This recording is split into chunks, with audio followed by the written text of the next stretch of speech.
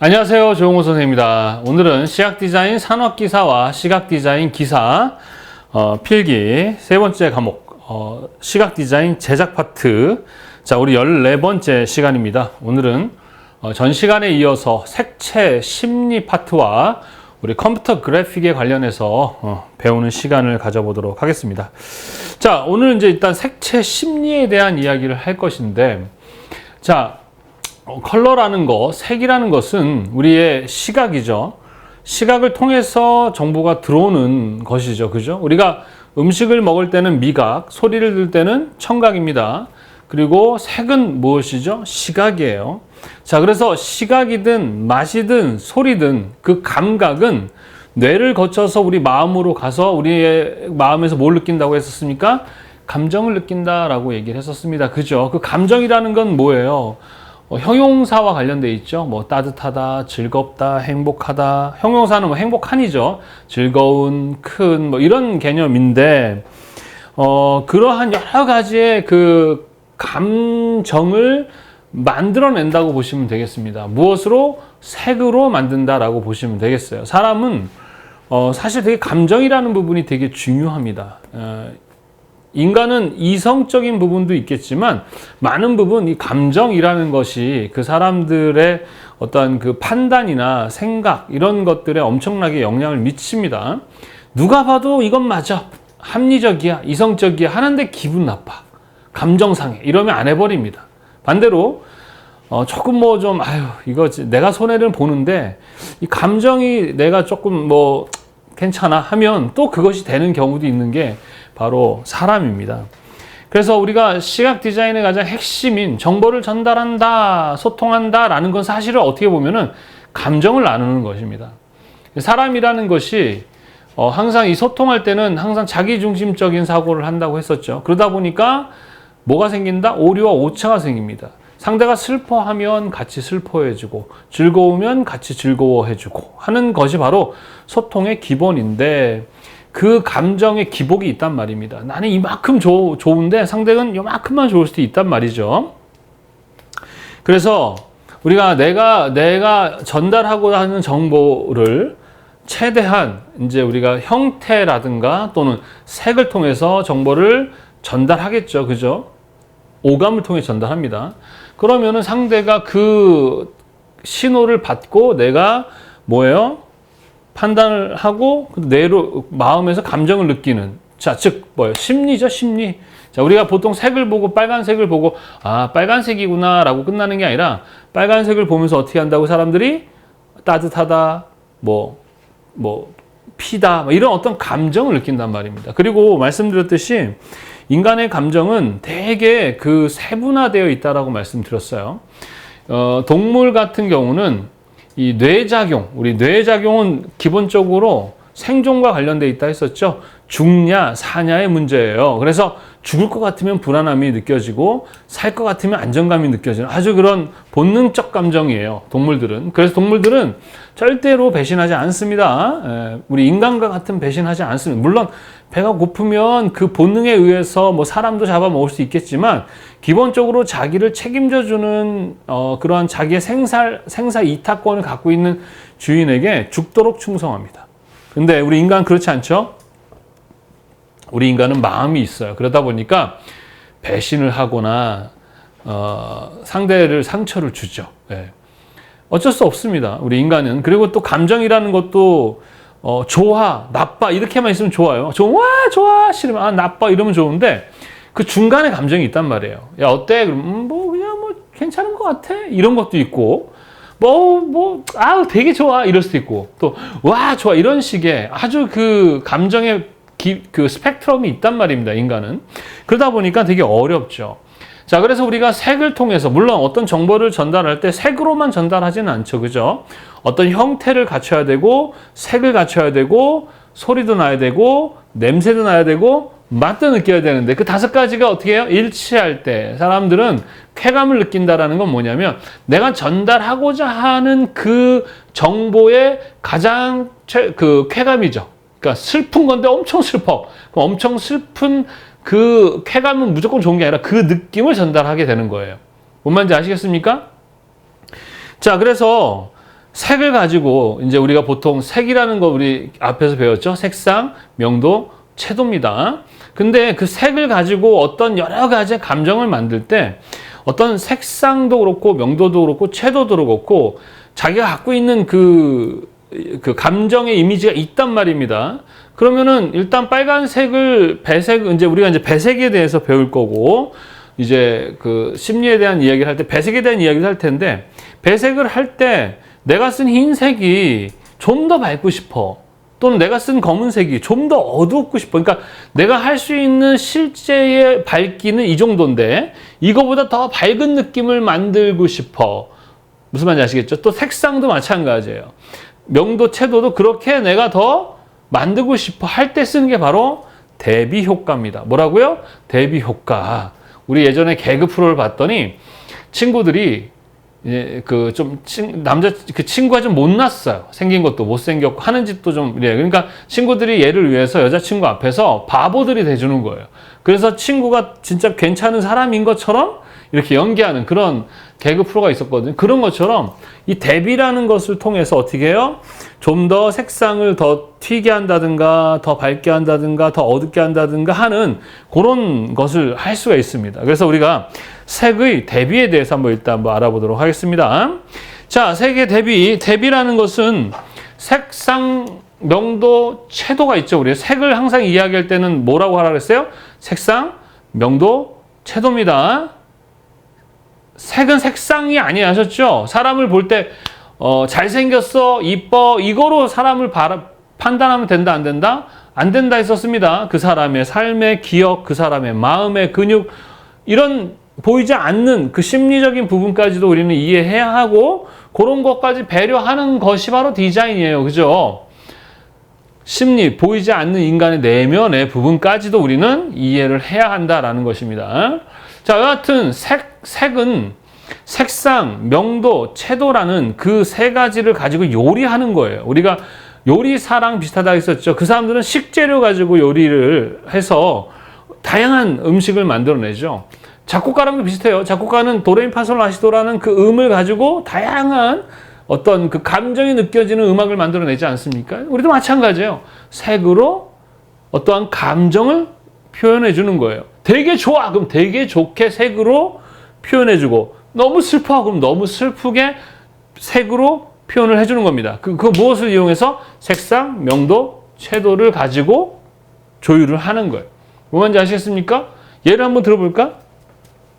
자, 빨간색 그러면 뭐가 연상됩니까? 우리 사랑이 연상되죠. 그죠? 자, 근데 빨강에도 이랄이 있고 시발이 있다고 했었죠. 그죠? 이랄은 뭐야? 약간 보랏빛 빨강, 시발은 노란빛 빨강입니다. 자, 어떤 성인들의 사랑, 그 다음에 어린이나 청소년들의 사랑 이랬을 때 똑같은 빨강이라도 보랏빛 빨강은 좀 성인의 사랑이고, 그죠? 약간 노란빛 사랑은 그 청소년들의 사랑이 되겠죠. 그죠? 이런 식으로 그러니까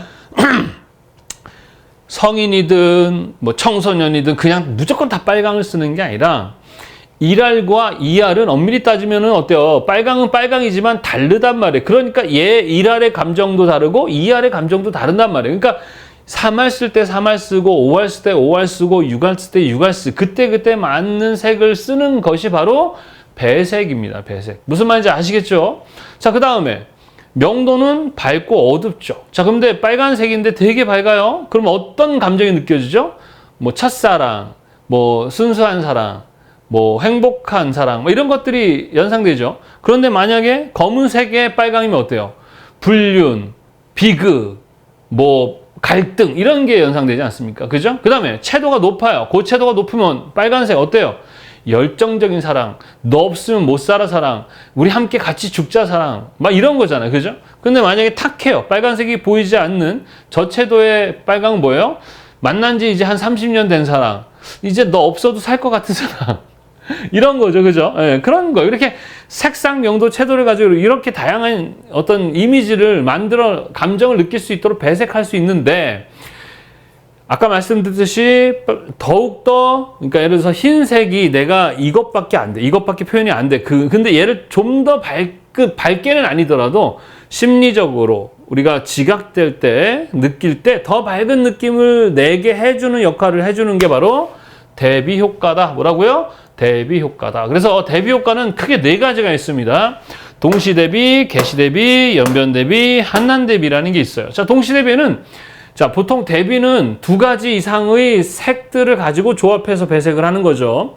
그래서 동시는 같이 놓고 배색을 하는 겁니다. 그래서 색상 대비, 명도 대비, 채도 대비, 보색 대비라는 이 네 가지의 대비가 있습니다. 보통 우리가 어떤 감정을 느낄 때 크게는 정적이냐, 동적이냐의 느낌으로 크게 나눕니다. 동적이냐, 정적이냐, 뭐예요? 동적인 건 뭐예요? 되게 와 밝고 막 신나고 즐겁고 뭐 화려하고 이런 이미지겠고, 정적이다는 건 뭐예요? 되게 뭐 고급스럽고 안정과 편안함 이런 느낌이겠죠, 그죠? 그래서 크게 얘기해서 색상 차, 명도 차, 채도 차 이렇게 색상 예를 들어서 R과 예를 들어서 Y를 배색했다 그러면은 중간색이 뭐가 나옵니까? YR이 나오겠죠? 이러한 느낌들은 서로 어때요? 비슷한 느낌이 있기 때문에 상당히 안정감이 들고 정적이고 편안한 이미지가 되겠죠. 그러나 빨강의 옆에 있는 예를 들어서 블루라든가 뭐 그린이라든가 또는 뭐 이런 애들을 배색을 한다고 생각해 보십시오. 그러면 어때요? 이 색상의 우리 그 색상 환에서의 간격이 어때요? 넓으면 그만큼 뭐예요? 차이가 크기 때문에 대비가 크니까 동적이고 좀 더 화려하고 이런 다이나믹한 그런 이미지가 연상이 되게 할 때 대비를 주는 거예요. 물론 우리 에브니 현상이라는 것도 배웠었죠. 그죠? 색상이 같은데 채도 차가 있으면 다른 색상인 것처럼 지각되어진다라고 했었습니다. 이 색이라는 것은 감정과 연결되어 있기 때문에 우리가 똑같은 사람이 똑같이 보더라도 다르게 지각한다고 했어요. 왜 그래요? 이런 거예요. 아무리 맛있는 음식인데 내가 지금 몸이 아프거나 기분이 나쁘거나 해서 먹는 거랑 기분이 좋아서 먹을 때랑 맛이 똑같습니까? 틀리죠. 그런 거거든요. 그래서 색을 우리가 배색을 할 때 이 대비라는 효과를 통해서 좀 더 다이나믹한 느낌을 더 주거나 정적이고 더 편안한 느낌을 주거나 할 때 쓰는 게 바로 이 동시 대비인데 보통 차이를 가지고 합니다. 색상 차를 많이 주거나 명도 차를 많이 주거나 채도 차를 많이 주게 되면 동적인 느낌이 나고 줄이면 정적인 이미지가 납니다. 자, 그 보색이라는 것을 우리 배웠죠? 노, 파, 빨, 라 얘네들을 가지고 배색을 하게 되는 겁니다. 색상 반대 색상 이제 이렇게 비슷한 걸 유사 색상이라 그러고요. 그 다음에 똑같은 걸 동일 색상이라 그러고 이런 거를 반대 색상이라고 합니다. 그래서 보색은 색상 대비가 있다가 보색으로 넘어가면 보색 대비고 넘어가기 직전까지가 색상 대비라고 보시면 되겠습니다. 그래서 하여튼 이런 세 가지 이런 것들을 통해서 대비를 통해서 그러한 감정의 이미지를 동적이냐 정적이냐를 더 동적 더 정적인 그런 느낌의 감정을 만들 때 쓰는 게 바로 동시 대비다. 자, 그 다음에 개시 대비라는 것은 동시 대비와 달리 앞에 것을 보고 그 다음에 다음 것을 보는 거죠. 우리 정의잔상, 부의잔상 배웠었죠? 잔상이죠. 앞에 것이 보면 우리 망막에 기억이 되고 뇌에 기억된 것을 다음 거 보면 요거에 이 신호와 이 신호가 같이 계산이 돼서 우리 색이 대비가 일어나는 그것을 우리 뭐라고 합니까? 개시 대비라고 합니다. 연변 대비는 두 가지의 색이 이렇게 붙어 있을 때 요 붙어 있는 이 부분이 가장 대비가 활발하게 이루어지는 것처럼 보이는 것을 연변 대비라고 합니다. 우린 중국의 연변, 저는 연변에서 왔습니다. 이렇게 외우시면 북한이랑 많이 이렇게 근접된 접해 있는 곳이죠. 그죠? 그러니까 연변 대비는 이렇게 접해 있는 부분에서 대비가 활발하게 이루어지는 것을 연변 대비. 한난 대비라는 것은 말 그대로 차갑고 따뜻한 것에 의해서도 대비가 일어난다. 그다음 하나 또 면적 대비라는 것도 있거든요. 면적 대비라는 것은 면적에 의해서 달리 보이는 것입니다. 그래서 보통 똑같은 색이라도 큰 애가 얘보다 더 밝고 채도가 높아 보입니다. 뭔 말인지 아시겠죠? 그러면서 우리가 어떤 뭐 벽지라든가 이거 고를 때 샘플을 볼 때는 이거보다는 좀 더 밝고 채도가 높겠구나라고 생각을 하시면 되겠습니다. 그걸 우리 뭐라고 한다? 면적 대비라고 한다. 알겠죠? 이렇게 대비는 어떤 데 쓰는 거냐 그러면 말씀드렸듯이 우리가 제한된 어떤 재료들을 가지고 서로 이렇게 배색을 하잖아요. 혼색이 아닙니다. 혼색은 색들을 섞어서 조색을 해서 색을 만들어내는 거고, 배색은 섞는 게 아니라 걔네들을 요리하듯이 이렇게 갖다 놓고 조화롭게 배색을 하는 겁니다. 조화롭게. 그랬을 때 대비는 뭐다? 밝은 건 더 밝게, 진한 건 더 진하게, 선명한 건 더 선명하게 이렇게 만들어야 할 때 이런 대비를 통해서 다양한 감정을 만들 수 있다. 그래서 크게는 동시, 개시, 연변, 하나 더 면적 대비가 있고, 동시는 색상, 명도, 채도, 보색 대비가 있다. 대비가 크면 클수록 뭐다? 더욱더 밝고 더욱더 선명해지고 더욱더 화려해지고. 아셨죠? 뭔 말인지 아시겠죠? 그러한 그 대비를 통해서 내가 가진 그 색들보다 더 다이나믹하거나 정적인 느낌을 만들 때 쓰는 게 바로 대비입니다. 대비와 다른 대로 또 동화라는 효과가 있습니다. 동화 효과. 이건 뭐냐면은 색이 둘이 딱 만나면 서로 대비가 되는 게 아니라 하나로 흡수가 돼 버리는 거예요. 그래서 두 개인데 하나의 색으로 지각되어지는 거죠. 동화되는 거예요. 같아져 본다는 거죠. 그래서 전파 효과라 줄눈 효과 이런 것들이 이제 우리 그 옷 있죠. 이렇게 옷 중에서 줄무늬 옷 있죠. 이렇게 줄무늬 옷. 이거 체크라 그러나? 하여튼 이렇게 줄무늬 옷들이 있어요. 이렇게. 근데 넓고 얇고 이렇게 돼 있을 때 요 얇은 애들이 넓은 애 색으로 동화되어 버리는 거예요. 그래서 줄눈 효과라고 하게 되고 혼색 효과라고 하는데, 그것을 우리는 뭐라고 한다? 그러면 바로 동화라고 합니다. 동화 효과. 자, 그 다음에 우리 교재에는 또 베졸드 효과라는 게 있는데, 자, 우리 이거 병치 혼합, 우리 저 중간 혼색 얘기할 때도 좀 나왔었는데, 중간 혼합이 뭐죠? 색을 실제로 혼합하지 않았는데 혼합된 것처럼 보이지는 거를 뭐라 그래요? 중간 혼색이라 그래서 회전 혼합이랑 우리 병치 점으로 찍는 그런 건데, 이 베졸드도 병치 혼합이랑 비슷한 그런 혼합이다 이렇게 보시면 되겠습니다. 자, 그래서 병치 혼합도 점들이 모여서 이렇게 어떤 색으로 집중되면서 어떤 그룹이 만들어지기 때문에 이것도 마찬가지로 색의 동화와 함께 이해를 하시면 되겠습니다. 이해하셨죠? 예. 자, 그 다음에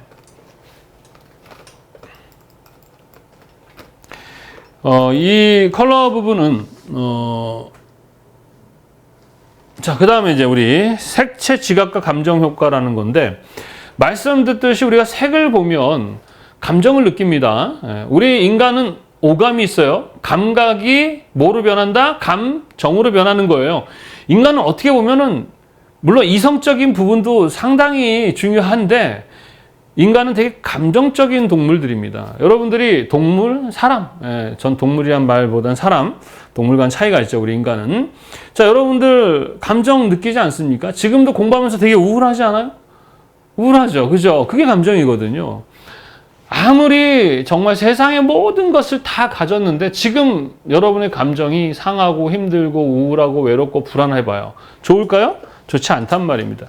그래서 사람들이 느끼는 그 감정은 또 환경에 따라서, 그 사람이 어떻게 또 살았느냐에 따라서, 또 그 사람이 어떤 생각을 하냐에 따라서 다 다르게 느끼고 그 강도도 다 달라요. 그래서 소통은 어떻다? 어렵다라는 것이죠. 그래서 색을 우리가 보편적으로는 다 다르게 지각하지만 일반적으로 어떻게 해요? 일반적으로 공통으로 느끼는 감정인데 바로 첫 번째가 뭐다? 그러면 온도감이에요. 뭐라고요? 온도감. 온도라는 것은 색을 통해서 따뜻하거나 차가운 감정을 느끼는 것이죠. 우리 그래서 온도감은 난색과 한색이라 그러죠. 나는 따뜻하다는 뜻이잖아요. 한은 차갑다는 얘기죠. 그래서 보통 빨간색 쪽이죠. 난색은 빨간색. 한색은 좀 블루 쪽에 있는 색을 우리는 난색과 한색이라고 하고, 온도감에 관련한 것은 이렇게 뭐와 관련되어 있다? 색상과 관련되어 있다. 그래서 난색에서 느껴지는 감정들이 뭐가 있습니까? 따뜻한, 포근함, 안정감 이런 거고, 차가운 것에 느끼는 건 뭐죠? 뭐 시원한, 뭐 여러 가지 감정도 있겠죠. 갑자기 생각나네. 하여튼 그렇게 해서 우리가 온도감, 이거는 사람들이 다 거의 비슷하게 느껴요. 왜냐? 우리가 어릴 때부터 자라올 때 따뜻하라는 느낌은 보통 빨간색에서 경험했기 때문에 그렇습니다. 근데 만약에 어릴 때 태어나서 항상 따뜻한 느낌을 받을 때 파란색 방에서 자라게 되면 걔는 파란색이 아마 따뜻하다라고 얘기를 할 겁니다. 이거를 우리는 기억색이라 그래요. 우리가 어떤 경험을 했을 때 그 상황이 우리의 감각과 연결되는데 공감각이에요, 공감각. 그것과 연결돼서 우리는 어떤 감정을 가져요. 예를 들어서 빨간색이라는 것에 대해서 되게 내가 불안해, 빨간색을 보면. 왜? 빨간색에 대한 어떤 환경의 영향이 있었을 거예요. 예를 들어서 뭐 빨간색에 뭐 납치가 됐었는데 빨간색 방에 갇혀 있었다든가 뭐 이런 경험이 있게 되면 걔는 빨간색에 대해서는 그런 부정적인 불안함을 느끼게 되는 것이죠. 그래서 각각은 다 그렇게 다르지만 보편적으로 온도감은 이렇게 보통 이렇더라. 알겠죠? 중량감이라는 것은 뭐냐? 무겁고 가볍다라는 것에 대한 감정이죠. 이건 보통 우리 색상, 명도, 채도 중에 뭐랑 관련이 있다? 그렇죠. 명도와 관련되어 있습니다. 명도, 흰색은 가볍고 검은색은 어둡다라고 우리는 보통 느끼죠. 그죠? 자, 경영감, 강약감, 이거는 바로 딱딱하다, 부드럽다, 강하다, 약하다 이런 느낌은 뭐와 관련되어 있느냐? 채도와 관련되어 있어요. 앞에서도 얘기했었죠? 선생님 빨간색의 채도, 고채도는 열정적이다 라고 했었습니다. 자, 그래서 이 세 개 가지고 우리는 어떤 그 배색을 할 때 얘네들을 이용해서 이제 조율을 하는 겁니다. 예를 들어 선생님이 지금 짜증나! 그랬어요. 짜증나! 그랬습니다. 그러면 색상은 뭐가 연상됩니까? 그렇죠. 분노했으니까 빨강이겠죠. 명도는 어때요? 밝아요? 어두워요? 또는 무거워요? 가벼워요? 되게 좀 화가 나 있으니까 무겁고 어둡죠? 그러니까 저명도고. 채도는 선생님 힘이 들어갔어요? 빠졌어요? 들어갔죠? 그러니까 고채도. 이렇게 배색을 하는 거예요. 막 하는 게 아닙니다. 자, 그래서 선생님이 이랬어. 짜증나. 이랬어요. 그럼 뭐예요? 파란색이죠. 그쵸? 힘이 빠져있죠? 우울해하죠? 자, 명도는 어때요? 어둡죠? 그쵸? 무거우니까. 그 다음에 선생님 힘을 냈어요? 아니죠? 짜증나 있으니까 채도는 낮은 거예요. 이런 식으로 색상, 명도, 채도라는 것을 가지고 여러분이 다양한 감정들을 만들어낼 수 있고 그걸 섬세하게 맞춰서 쓰게 되는 것이 바로 배색이다. 이렇게 보시면 되겠습니다. 그래서 나중에 여러분들이 실제 실기시험 볼 때도 내가 고급스럽다라는 그 컨셉을 잡았으면 형태도 고급스러워야 되겠고 컬러도 고급스러운 색을 사용해야 된다는 것이죠. 뭔 말인지 이해되십니까? 얘기했잖아요. 불일치. 예를 들어서 맛있는 초콜릿, 미각은 맛있는데 시각은 뭐 똥 모양이다 라고 하게 되면 어때요? 맛있어도 시각 정보와 불일치함으로 맛있다라는 정보가 어떻게 돼요? 반감된다라고 얘기했었잖아요. 그죠? 물론 맛있게 먹는 방법이 있어요. 눈 감고 먹으면 되겠지만. 여하튼 이렇고요. 그 다음에 이제 진출, 이제 또 뭐냐? 진출과 후퇴, 팽창과 수축입니다. 진출은 앞으로 튀어나와 보이는 거, 후퇴는 뒤로 들어가 보이는 거. 그죠? 그 다음에 팽창은 우리 풍선을 풀면 터질 것 같은 거, 수축은 쪼그라드는 그런 느낌입니다. 그래서 얘도 마찬가지. 색상, 명도, 채도 세 가지고 하시면 돼요. 진출은 뭡니까? 진출은 색상은 튀어나와 보이니까 난색 계열이겠죠. 그죠? 수축은 한색 계열일 것이고 똑같아요. 얘랑 똑같습니다.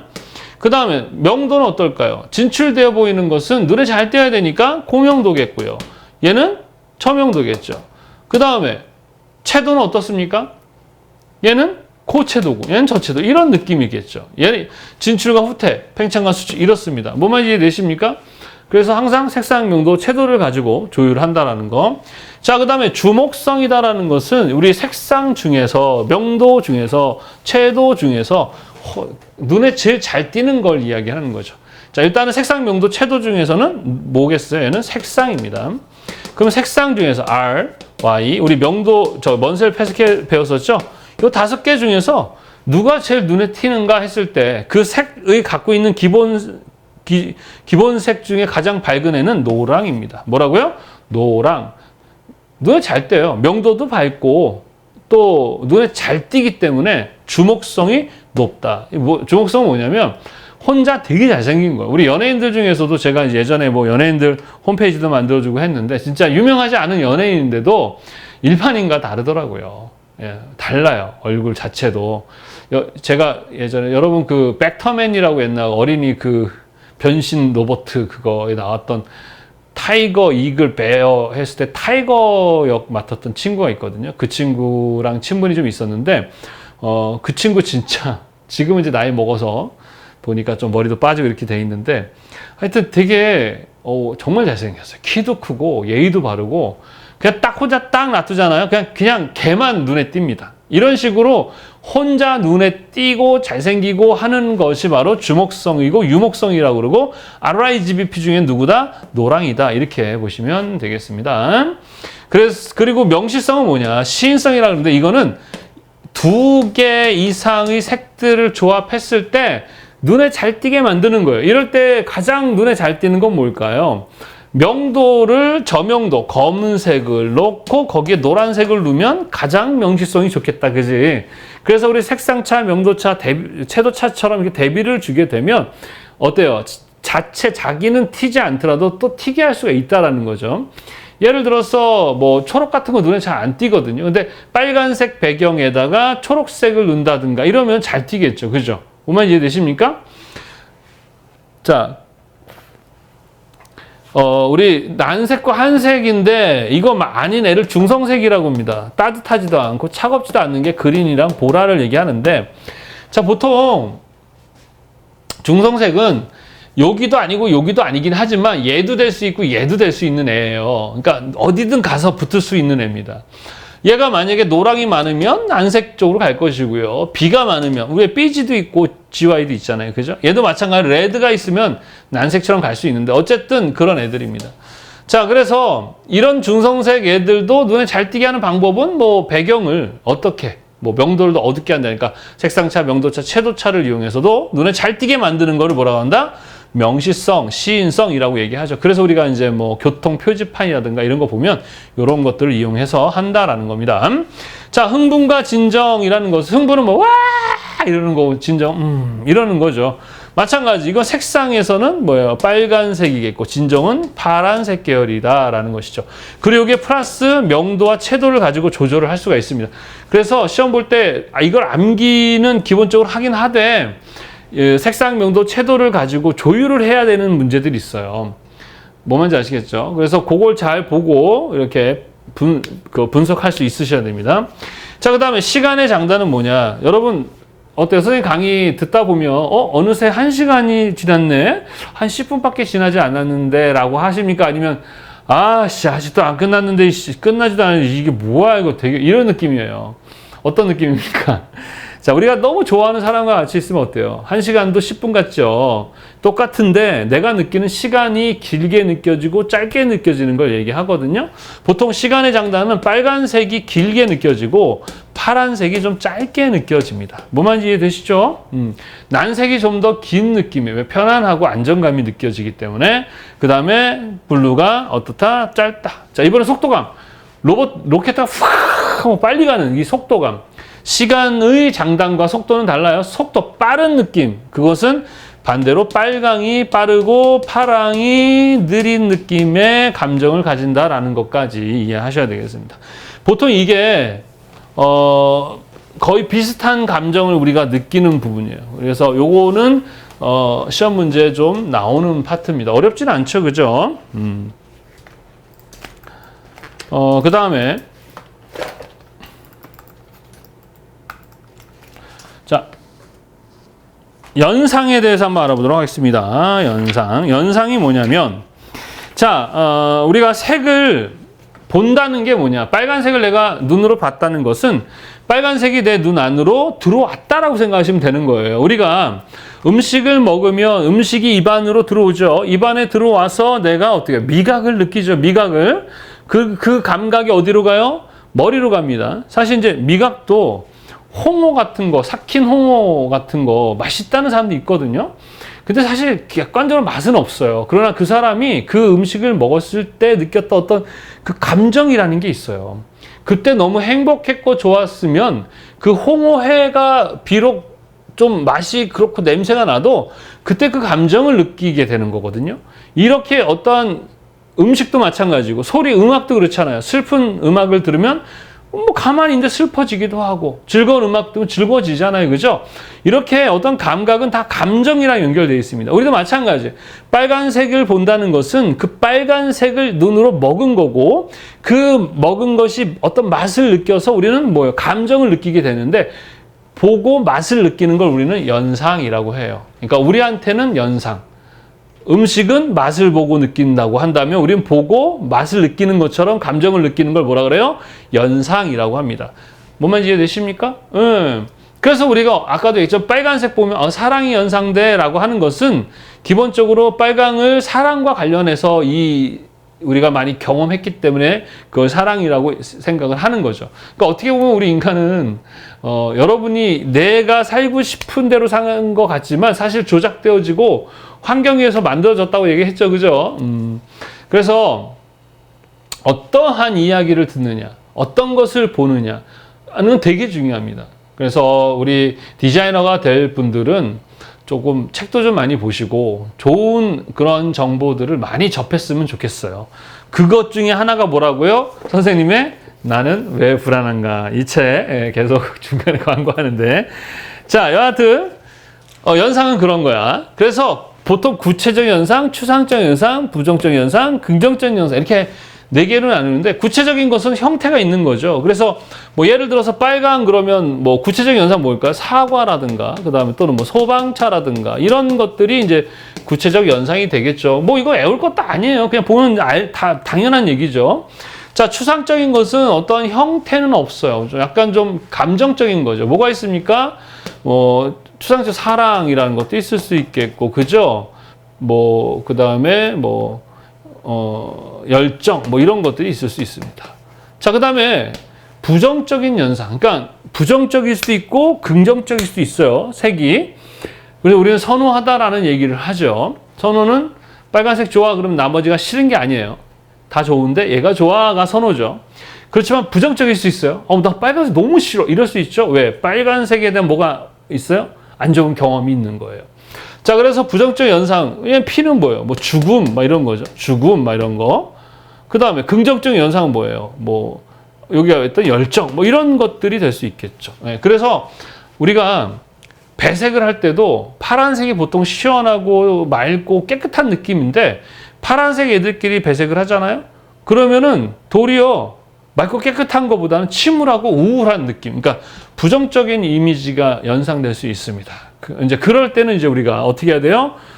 배색을 할 때 조율을 하셔야 하는 거예요. 그래서 주조색, 보조색, 강조색이라는 개념이 있는데 어쨌든 그렇게 색들을 가지고 요리를 하는 겁니다. 맛있는 음식을 만들 때 우리가 재료들을 가지고 만들듯이 우리도 색상, 명도, 채도라는 것을 가지고 어떻게 이렇게 연상되는 것들이 우리 이제 하나의 재료죠. 그것을 가지고 대비라든가 동화라든가 이런 것을 이용해서 맛있는 음식을 만드시 어떤 감정을 만들어내는 것입니다. 그래서 그 원리는 그렇게 어렵지 않아요. 그래서 우리가 어떤 정보를 전달할 때, 어떤 내용을 전달할 때 컬러는 그 내용과 정보에 맞춰서 같이 함께 전달할 때 오감이 뭐예요? 맛있을 때 맛있는 형태와 맛있는 컬러를 쓰면 더욱더 그 맛있는 느낌이 쾌감 올라가는데 불일치하면 안 되듯이 색도 우리가 전달하고자 하는 어떤 정보나 이미지에 똑같은 색을 써야 된다는 얘기예요. 근데 그렇게 안 해요. 대충 쓰는 거죠. 쓰는 이유도 모르고 그냥 대충. 물론 그렇게 해도 되긴 되는데 이왕이면 더 많은 배려가 들어가는 것이 좋죠. 우리가 이제 보통 하고도 요거도 먹는 경우 되게 많거든요. 특히 연애할 때도 그런 경우 많지 않습니까? 해주고도 요거도 먹어요. 그런데 똑같이 하는데도 더 좋은 결과를 낼 수도 있단 말입니다. 그게 디자인이에요. 자, 그래서 이렇게 연상이 이렇고요. 자, 상징이라는 것은 무언가를 대표하는 거죠. 그래서 과거에는 어떤 신분이나 계급 이런 것들, 또 동서남북 같은 거, 뭐 방위를 표시한다든가 또 지역을 구분할 때도 사용을 했었어요. 그 외에 이런 어떤 대표적인 우리 아이덴티티 얘기할 때도 상징 색들이 있다 얘기했었는데 상징은 구체적 연상이라고 생각하시면 됩니다. 예를 들어서 빼박이에요, 빼박. 예를 들어서 소방차 그러면 빨간색 이건 뭐 누구나 다 공감하죠, 그렇죠? 그러니까 그 색이 어떤 뭐 시설이나 뭐 관공서나 개인이나 학교를 대표하는, 그러니까 납득이 가는 그러한 대표색을 우리는 상징이라고 얘기를 합니다. 그래서 보통은 구체적 연상이라고 보시면 되겠어요. 그리고 이런 여러 가지를 구분할 때도 사용했었다라는 것까지 이해하시면 되겠습니다. 자, 그 다음에 자, 색채 연상. 이것이 하는 역할은 아까 얘기했듯이 제품 정보의 역할을, 정보를 전달할 때, 자, 바나나 우유다라고 하게 되면 그 케이스 자체를 패키지 할 때 바나나 컬러로 하면 더욱더 바나나의 그런 이미지가 더 전달 잘 되겠죠? 이런 식으로 정보를 전달하는, 특히 우리가 이제 시각에서 많이 쓰는 것이죠. 역할을 하고요. 또는 기능적인 부분을 표시하기도 합니다. 리모컨마다 색을 달리한다든가 이런 것들. 또 사회 문화 정보로서의 역할도 하죠. 그죠? 우리 붉은 악마 같은 티셔츠 이런 것들. 언어적 기능이라는 것도 있어요. 그래서 유니폼이나 지하철 노선도 같은 데서도 이건 1호선이에요. 이건 2호선이에요. 뭐 이런 것들을 글은 아니지만 색을 보고 초록을 보면 2호선이구나 하는 그런 기능도 있고, 국제 언어로서도 이렇게 국가마다의 국기색, 안전색채 같은 거 있죠. 그죠? 빨강은 위험, 뭐 이런 것들. 이렇게 결국에는 무슨 얘기냐? 정보 전달에 사용된다라는 것입니다. 우리가 정보를 전달할 때 말로도 할 수 있고요. 어떤 형태도 있고요. 또 컬러도 있는데, 컬러가 엄청나게 많은 역할을, 왜? 전체 어떤 이미지를 차지하고 있어서 이 정보 전달할 때 매우 중요한 역할을 하는 게 뭐다 하면은 바로 컬러다라는 거 기억하시기 바랍니다. 자, 그 다음에 색채 조화론이라는 것을 알아보도록 하겠습니다. 자, 우리가 색을 사용을 할 때 우리가 이제 색을 배색한다라고 하죠. 이제 음식을 만든다고 보시면 돼요. 우리가 배식한다라고 하죠. 배식. 나눠 먹는 것처럼 우리는 배색을 하는데, 자, 어떤 게 정답이냐 이겁니다. 우리가 얘기했었죠. 디자인은 정답을 찾아가는 거라고 했었습니까? 아니죠. 우리는 뭘 찾아가는 거야? 균형과 조화라는 거예요. 아셨죠? 우리는 그때 달라요. 아셨어요? 딱 정해져 있는 대로, 야, 이렇게 해야 돼라는 건 우리는 없어요. 상황에 따라서. 또 지금은 맞는데 시간이 지나면 또 바뀔 수가 있어요. 그럼 거기에 맞춰서 우리는 항상 발전해가는 그런 것이 바로 디자인입니다. 그래서 색을 사용한다, 배색을 한다 이럴 때 기본적으로 정답이 아니라 마찬가지로 균형과 조화. 그러니까 조화롭다라는 거는 뭐 쉽게 해서 우리가 말하는 뭐 보기 좋은 거예요. 보기 좋다라는 것이죠. 그 조화. 그래서 이 조화를 어떻게, 배색을 어떻게 해서 어떻게 하면 조화로울까라는 것에 대한 이론. 그거를 색채 조화론이라고 합니다. 무슨 말인지 아시겠죠? 사실 이것도 이론이에요. 아셨어요? 이론은 뭐냐? 진리가 아닙니다. 아직도 여전히 이런 이론이 있는데 이 이론을 계속해서 뭐 해가는 거예요? 검증해 가고 있는 거예요. 그래서 어느 부분은 맞는데 어느 부분에서 오류가 있어요. 예, 그게 바로 이론입니다. 그래서 뭐 창조론, 뭐 진화론 이런 것들인데 둘 다 어느 부분은 맞고 어느 부분은 틀리지 진리가 아니에요. 그래서 뭐 진화가 맞다, 뭐 창조가 맞다 이럴 수가 없는 것이죠. 그런데 어느 정도 뭐 실험을 해봤더니 거의 90% 이상의 어떤 정답이 나온다 그러면 그걸 법칙이라고 합니다. 만유인력의 법칙 뭐 이런 거 있죠, 그죠? 질량 보존의 법칙 이런 건데 거기에도 마찬가지 오류가 있죠. 그 진리라는 건 오차가 있으면 안 돼요. 0.00001%의 오차도 없는 걸 진리라고 하죠. 이 세상에 진리라고는 뭐 하나밖에 없는 것 같아요. 인간은 죽는다. 인간에게는 시간이 영원하지 않잖아요. 누구나. 아무도 그것을 0.001%도 했던 사람이 없다라는 것이죠. 자, 마찬가지로 해서 색채 조화 이론인데 누가 했느냐? 그리고 여기서도 이게 컬러리스트 공부할 땐 좀 더 미시적인 공부를 하는데 시각 디자인에서는 사실 그 컬러 과목 가지고 막 진짜 15강 이상 막 10시간 이상 해야 될 것을 짧은 시간에 하다 보니까 좀 빠지는 부분들이 있어요. 교재에 이제 없는 게 뭐 측색기에 관련한 거라던가 뭐 이런 것들이 없는데 뭐 어쩔 수 없습니다. 시험 문제가 나오는 양도 적고 그러다 보니까 미시적인 것보다는 개괄적인 문제들이 나오니까 어쨌든 그거에 맞춰서 좀 쉽게 설명해 보도록 하겠습니다. 자, 쉐브럴이라는 사람이 있는데 이 쉐브럴이라는 사람은요, 근대 색채 조화론의 선구자라고 평가받는 프랑스 화학자입니다. 왜 그러냐면 이 사람이 주장했던 게 동시 대비, 도미넌트 컬러, 세퍼레이션 컬러, 보색, 배색 이런 것들인데 이게 뭐냐면은 이 사람이 이제 실제 그 고블랭 왕립 직물 공장에서 그 일을 했었습니다. 이 사람이. 근데 뭐냐면은 그 염색을 해서 이제 제품들이 나오면 불량들이 나오는 거예요. 그래서 이렇게 봤더니 실제는 같아요. 그러니까 불량이 아닌 거야. 똑같은 제품인데 그것을 내가 보는, 그러니까 내 눈에서의 착각이라는 것이죠.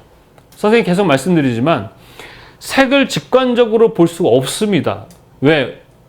감각은 뭐랑 연결되어 있기 때문에? 감정이랑 연결되어 있기 때문에. 아셨어요? 그러다 보니까 똑같은 색을 보는데 사람들마다 다 다르게 지각하더라. 왜? 우리 인간의 어떠한 경험, 그리고 기억색이라고 그러죠. 그 부정적인 경험, 긍정적 경험에 따라서 다르게 기억하고 그것에 의해서 느끼는 감정도 다르더라 이거죠. 네, 그거예요. 그래서 동시대비라고 하는 것은 색이라는 것은 혼자가 아니라 같이 동시 있을 때 대비가 일어나므로 아까도 얘기했었죠. 밝은 건 더 밝게 보일 수도 있고 화려한 건 더 화려하게 보일 수 있는 그런 것처럼 색은 이러한 관계 속에서 달라 보이더라라는 것이 바로 동시 대비의 원리라고 합니다. 자, 도미넌트 컬러라는 것은, 도미넌트라는 것은 어떠한 통일된 이미지예요.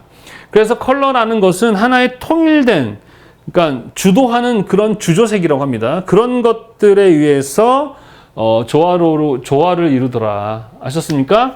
그 다음 세퍼레이션은 반대로 어떠한 그 색들이 아까도 얘기했죠. 파란색은 긍정적인 이미지만 있는 게 아니라 부정적인 이미지도 있어요. 그럴 때 이러한 세퍼레이션 컬러가 들어가면 긍정적 이미지라든가 내가 원하는 이미지가 확 삽니다. 그래서 우리는 세퍼레이션이라는 강조색이라고 얘기도 하는데 그걸 넣어서 할 수 있고, 보색이라는 것은 말 그대로 서로 반대되는 애들. 그러니까 예를 들어서 빨간색인데 초록색과 빨간색이 있으면 초록색이 더 이렇게 더 초록이, 그냥 일반적인 초록보다는 보색같이 있을 때 그 초록이 더욱더 더 채도가 높고 선명해 보인다라는 것이죠. 자, 이런 원리들을 누가? 쉐브럴이 주장을 했습니다. 이론을. 그런데 이것이 현대의 색채 조화 이론의 시발점이 된 거죠. 시발점. 그래서 요것을 기반으로 해서 이제 첫 번째 많은 사람이 있는데 저드의 색채 조화 이론이 있습니다. 이 사람은 첫 번째 비모성, 여기 도미넌트 컬러, 명료해야 한다는 겁니다. 색을 사용할 때 맛있는 아이스크림이어야 되는데 따뜻한 아이스크림 이런 거 안 된단 말이에요. 아셨죠? 내가 전달하고자 하는 그러한 감정이 있어요. 그럼 그 감정이 정확하게 전달돼야 되지, 명료해야 되지, 비모해서는 안 된다는 거예요. 그러니까 친근감의 원리는, 우리 인간들은 보통 어떨 때 친근감을 느끼냐? 많이 본 것에 친근감을 느낍니다. 어때요? 선생님이랑 이제 처음 봤을 때 어땠습니까? 조금 뭔가 생소하고 별로라는 느낌이 있었을 거예요. 그죠? 거리감도 있고, 이거 잘하나, 이거 모르겠네 이랬는데 지금은 어떻습니까? 친근하죠. 네, 그래서 친근은 기본적으로 많이 만나고 많이 보고 많이 접하는 것이. 그래서 인간들이 살아가는 어떤 자연 환경이 있습니다. 그러면은 차가운 동네에서 사는 사람, 따뜻한 동네에서 사는 사람, 이렇게 환경에 따라서 거기에 대해서 사람들은 친근함을 느끼는 거죠. 그래서 이 친근감이라는 것은 사람들이 많이 경험하는 그 친근함 속에서 사람들은 조화롭다라고 인식하더라는 것이죠. 유사는 유사한 것끼리 사용할 때 조화롭다고 느끼고, 전체적인 질서를 가질 때 조화롭다라고 사람들은. 자, 조화롭다라는 것은 다른 말로는 안정감을 느낀다라고 보시면 돼요. 인간도 어쨌든 살고 죽는 문제다 보니까 사는 것에 도움이 되는 것에 대해서 사람들은 긍정적 감정을 갖습니다. 그래서 이런 것들도 마찬가지로 안정감을 느낀다, 이렇게 보시면 되겠습니다. 자, 그 다음에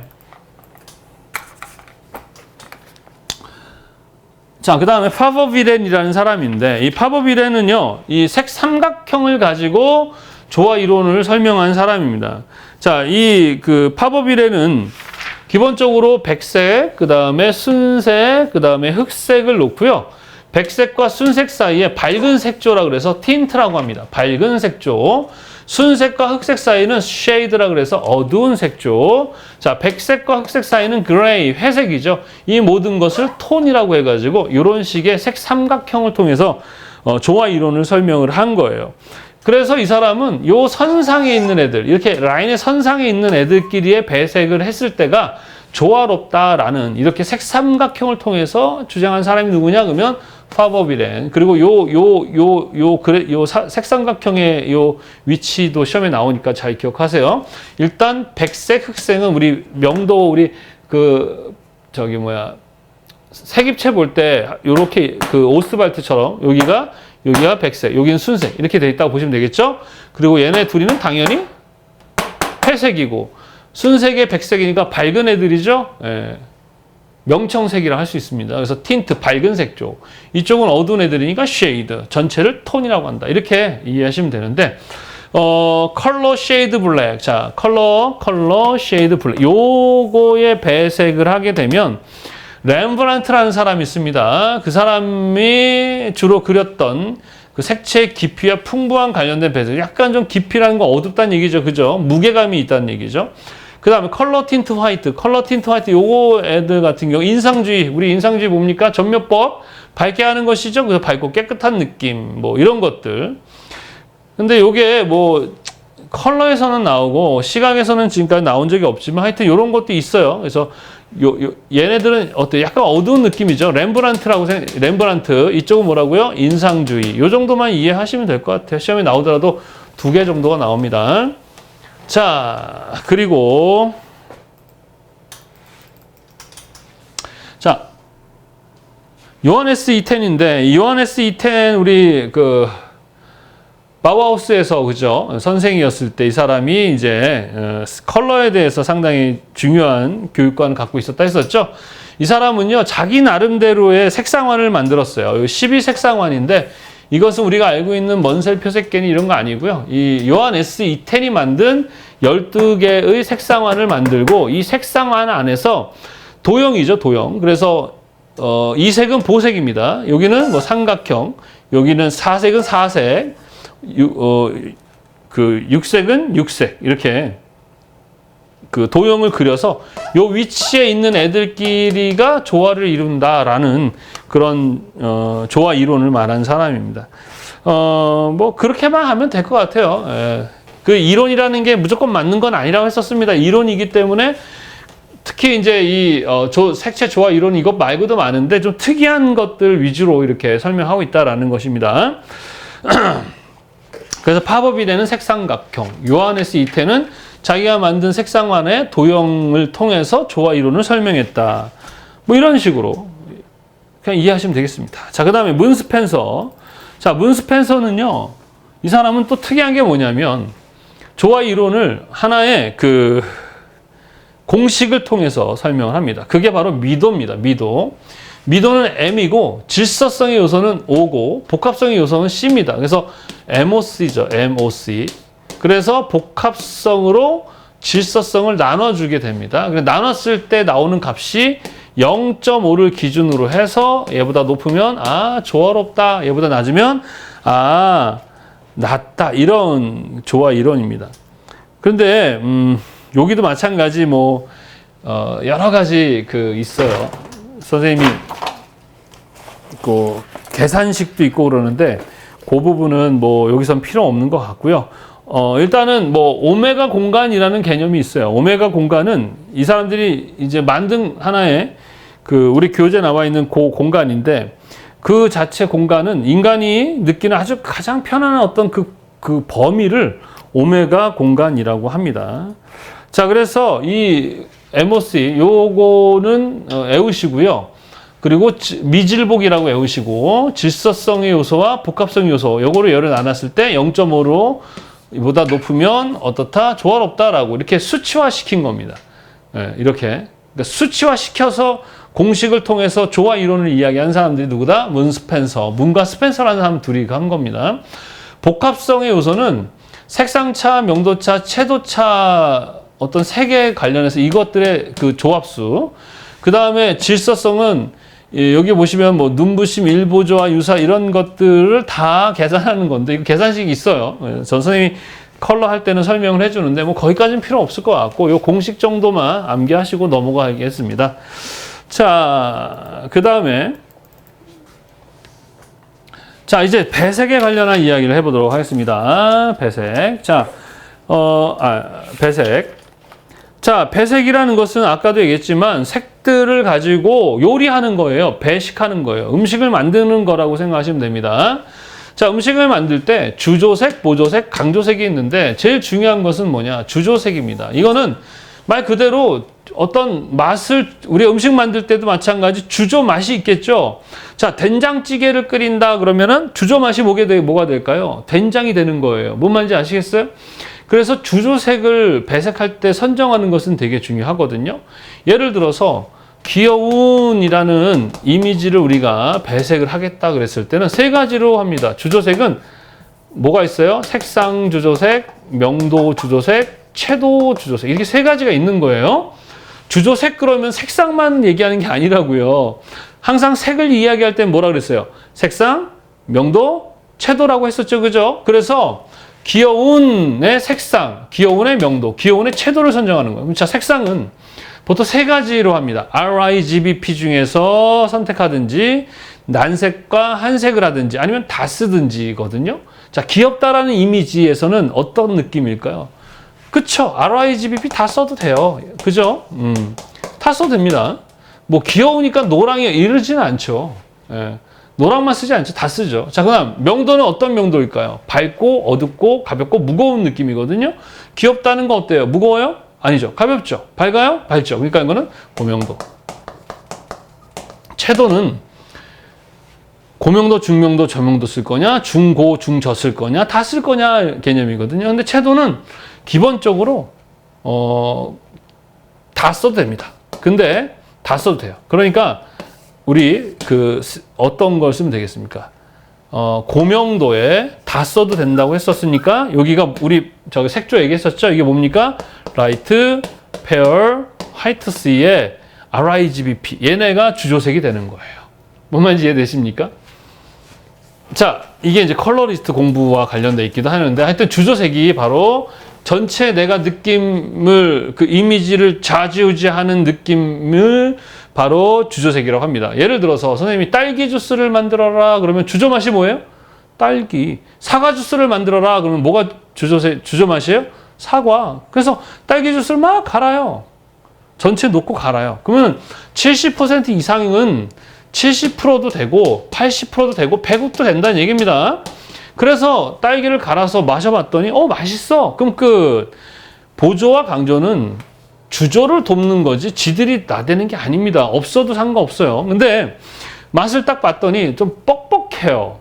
자, 딸기라는 것의 그 맛에는 부드러움이 있어요, 없어요? 있죠. 그래서 물이에요. 물 보통 25% 내외라는 것은 25% 이하로 들어간다는 얘기예요.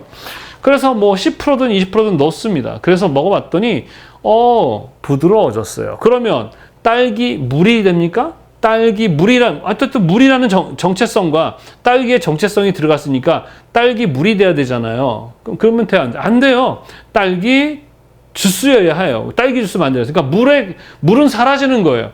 자기의 역할은 딸기가 가지고 있었던 그 부드러움을 보조해주는 역할이지 자기가 나대는 게 아니죠. 뭐만 이해되십니까? 그래서 보조 맛은 물이 되는 겁니다. 또 강조색은 뭐냐? 물이 들어갔더니 부드러워지긴 했는데 좀 싱겁네? 좀 단맛이 없어졌네. 자, 딸기 자체에 단맛 있어 없어요? 있죠. 얘는 강한 맛이기 때문에 5% 이내로 집어넣습니다. 그래서 딸기를 넣어줬어요. 그러면 딸기 물 설탕이잖아요. 정체성이. 그렇지만 딸기 자체의 단맛이 있기 때문에 그 단맛을 강조하고 자기는 사라지는 거예요. 그래서 물과 설탕은 보조와 강조인데 걔네들은 튀면 안 돼요. 오직 모든 그 이미지를 대표하는 주조색만 튀어야 되는 거예요. 주조 맛만 튀듯이. 알겠죠? 그게 바로 배색하는 방법이에요. 그래서 주조, 보조, 강조의 요 퍼센트를 잘 기억하시고 어떤 우리가 고급스럽다라고 하게 되면 그 고급스러움의 주조색을 찾아서 걔네들 위주로 배색을 하다가 부정적인 이미지가 좀 나온다 이거예요. 그럴 때 보조와 강조를 통해서 긍정적인 내가 원하는 이미지를 잘 드러나도록 조화롭게 어떻게 조화롭게 레시피를 만들듯이 배색을 하는 것입니다. 이해하셨습니까?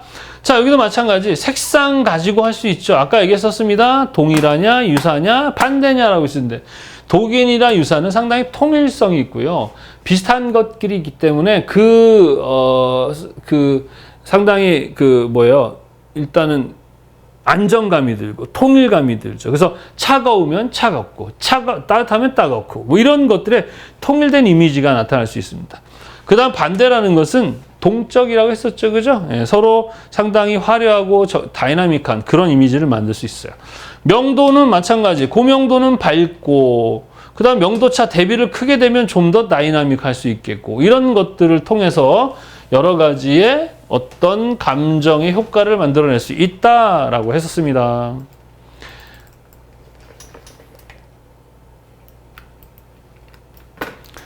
자, 그 다음에 채도를 이용한 배색. 이것도 마찬가지 채도 대비라고 생각하시면 돼요. 고채도를 가지고 배색하면 아까 얘기했죠. 강하고 선명하고 막 힘이 느껴지는 것이고 저채도는 뭐예요? 되게 힘이 빠지고 강하고 약하고 연하고 딱딱한 그런 느낌이 바로 채도거든요. 채도 차를 추면 동적이 되는 거죠. 자, 그 다음에 동일한 톤에 의한 배색. 톤이라는 것은 뭘 얘기합니까? 명도와 채도의 복합 기능을 우리는 뭐라 그래요? 톤, 영어로는 색조, 영어로는 톤, 색조라고 합니다. 그래서 비슷한 색조를 가지고 배색을 하게 되면 마찬가지로 상당히 차분하고 정적이에요. 그래서 색상이나 명도나 채도의 이런 다양한 동일한 것들을 사용하거나 유사한 것들을 사용하거나 대비를 이용하거나 하면서 내가 표현하고 싶은 그 이미지를 만들어내는 거예요. 뭐만지 이해되시죠? 자, 그 다음 분리배색은 세퍼레이션이라고 해서 같은 비슷한 색들을 배색을 했을 때 얘네들이 상당히 부정적인 이미지가 나올 수 있어요. 걔네들이 갖고 있는 긍정적 이미지가 나와야 하는데 부정적인 이미지. 그럴 때 여기다가 무채색으로 이렇게 차이를 주게 되면 얘도 살고 얘도 살아서 선명하게 보일 수 있도록 도와주는. 그래서 우리 스테인드 글라스나 뭐 캐릭터 같은 거 그릴 때 선 같은 걸 좀 더 선명하게 그려서 그 캐릭터들이 좀 더 이렇게 선명하게 잘 보이게 해줄 수 있는 역할을 하는 것이 바로 세퍼레이션 효과라고 합니다. 이해하셨죠? 그 색상이 보다 더 선명하고 보다 더 잘 드러날 수 있도록 도와주는 역할을 한다. 강조배색이라는 것은 강조색, 아까 얘기했던 강조색이라고 생각하시면 되겠습니다. 그 다음에 연속배색이라는 건 그라데이션을 얘기하는 거죠. 그라데이션 식으로 배색을 하게 되면은 상당히 질서 있고 그 다음에 부드럽고 그런 느낌을 줄 수가 있고요. 또 어떤 운동감도 줄 수 있고 리듬감도 줄 수 있는 배색입니다. 반복 배색이라는 것은 강약, 중간약, 강약, 중강약 이렇게 배색함으로 인해서 상당히 어때요? 이렇게 다이나믹한 느낌을 더 줄 수 있겠죠? 이런 식의 다양한 방식을 가지고 배색을 하는데 이 배색 기법이라고 하는데 이거는 정답은 없어요. 그때 상황에 맞춰서 여러분들이 이제 이런 지식을 갖고 이제 자료를 바탕으로 해서 감각적으로 하셔야 되겠죠. 자, 그 다음 톤을 이용한 배색이라는 게 있는데, 자, 톤. 아까 얘기했듯이 명도와 채도를 얘기하는데, 자, 톤온 톤, 톤인 톤이 있는데, 예를 들어서 이렇게 우리 두 개가 있는데, 복도라고 생각해 봅시다. 우리 학교 복도인데, 여기도 노란색, 여기도 노란색인데, 여기는 약간 좀 더 얘보다 약간 어둡고 진한 느낌이고, 얘는 얘보다 좀 밝고 연한 느낌으로 배색을 했습니다. 자, 이거는 뭐예요? 동일 색상이죠? 동일 색상의 유사색조라고 얘기합니다. 예, 동일 색상의 유사색조 또는 동일 색상의 반대색조 이런 식으로 얘기해요. 근데 이런 배색은 되게 많이 사용해요. 비슷한 색상은 같게 하면서 채도 명도를 차이를 줘가지고 배색하는 것은 가장 우리가 일반적으로 많이 하는 배색 중에 하나인데 그걸 매번 뭐 동일 색상의 반대 유사 이렇게 얘기하기 귀찮으니까 우리 뭐라고 하자? 톤온톤 배색이라고 하자라고 약속한 거예요. 그래서 같은 색상의 다른 색조로 하는 것을 뭐라고 한다? 톤온톤 배색이다 라고 보시면 되겠습니다. 자, 반대로 톤인톤은 얘는 노랑이고 얘는 파랑인데 색조를 얘는 페어톤, 얘는 화이트 시톤. 얘도 페어톤, 얘도 페어톤 이렇게. 그러니까 색조는 같은데 색상만 다르게. 톤온톤과 반대죠. 톤온톤은 색상은 똑같이 하지만 색조를 다르게 해서 배색하는 것을 톤온톤 배색. 톤인톤은 반대로 색상은 다른데 색조는 같게 하는 배색을 톤인톤 배색이라고 합니다. 자, 까마이에와 포까마이에는 얘네들은 거의 동일한, 그러니까 거의 동일한 색상과 유사한 색조를 쓰는데 톤온톤, 톤인톤과 비슷하긴 한데 얘네들은 색조 차가 커도 돼요. 뭔 말인지 아시겠죠? 색조 차나 색상 차가 커도 상관이 없는데 까마이에와 포까마이에는 색상 차와 채도 차가 크면 안 돼요. 거의 비슷한 느낌의 배색이 바로 까마이에와 포까마이에 배색이라고 합니다.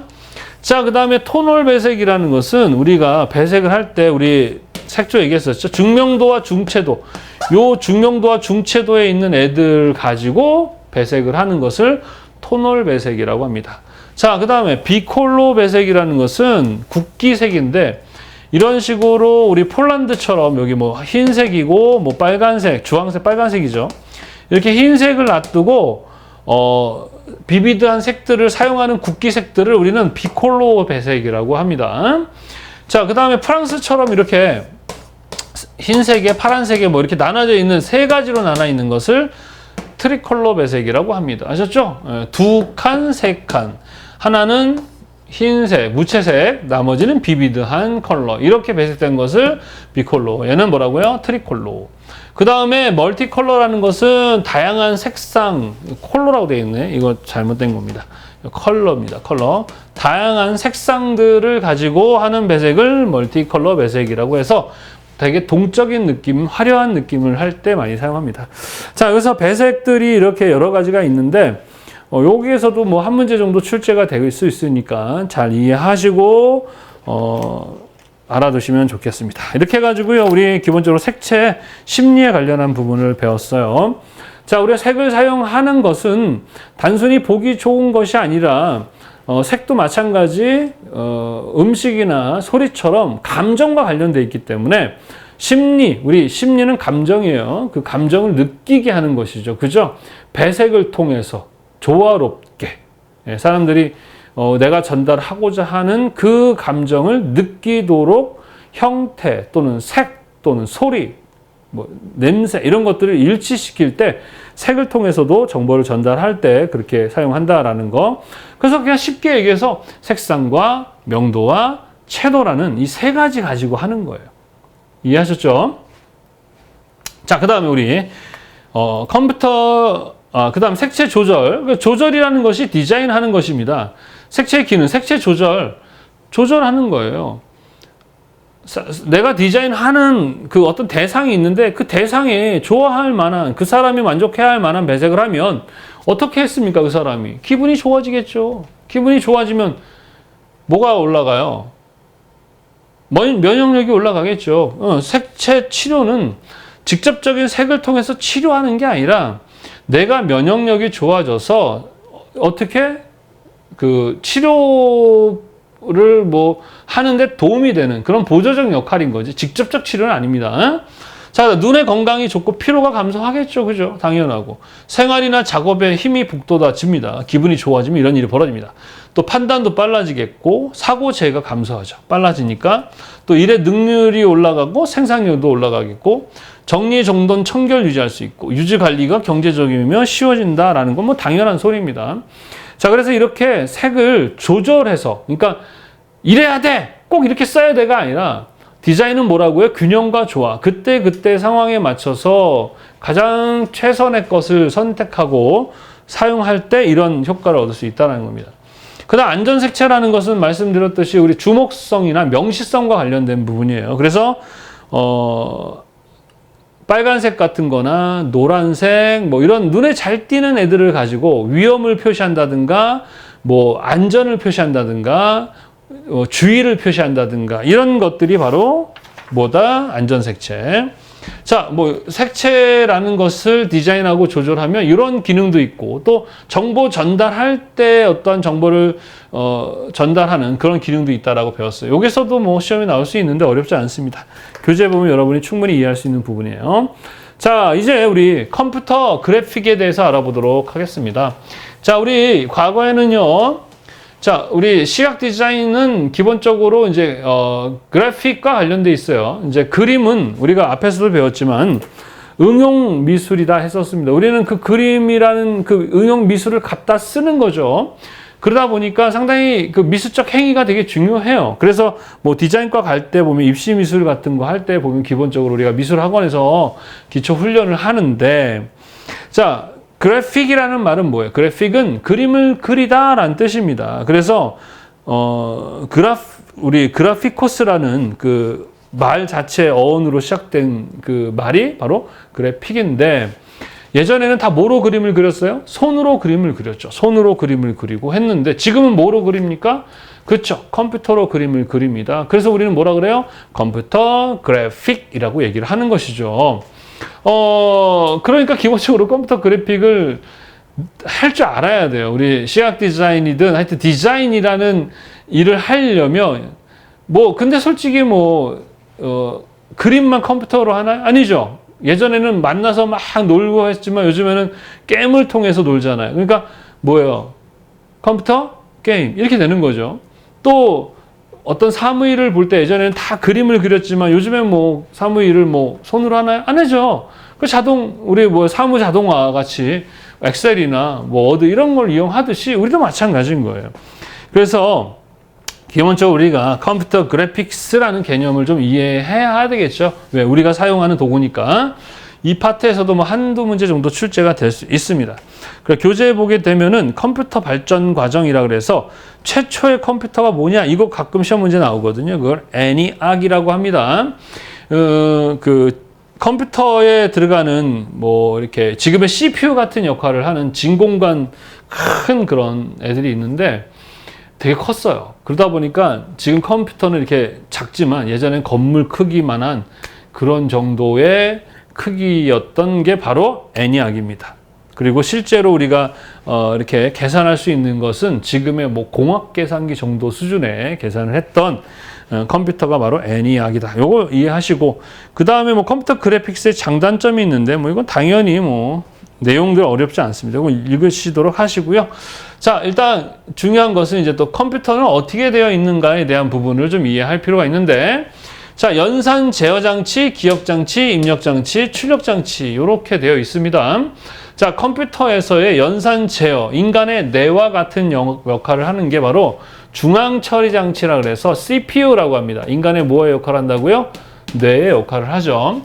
자, 컴퓨터를 보게 되면 이렇게 컴퓨터가 이렇게 본체가 있죠. 본체가 있으면 요 옆에 이렇게 그 벽에 이렇게 메인보드라는 게 달려 있습니다. 이렇게 판이에요. 거기에 CPU라는 애를 꽂고, 그 다음에 그 열이 많이 나기 때문에 여기다 이렇게 그 펜을 이렇게 같이 꽂아주게 됩니다. 그러면 얘가 이제 그 인간의 뇌의 역할을 하죠. 컴퓨터를 운영할 때 계산하거나 제어하는 그런 역할을 하는 겁니다. 그래서 컴퓨터 조립하라 그러면 일단 CPU 사서 여기다 꽂으시면 되고요. 이 CPU도 과거 뭐 286, 386, 486, 586 펜티엄 이랬는데 지금 뭐 너무 성능이 뭐 너무 좋아져서 애우기도 힘들 정도입니다.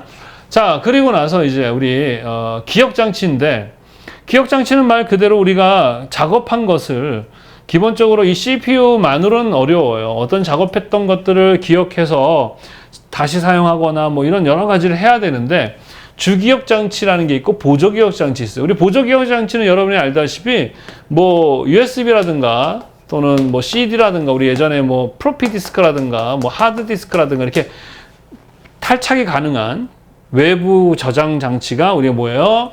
보조기억 장치. 자, 주기억 장치라는 것은 얘는 이 CPU가 관할하는 기억 장치인데, 기본적으로 그 컴퓨터를 키거나 끄게 되면 어떻게 됩니까?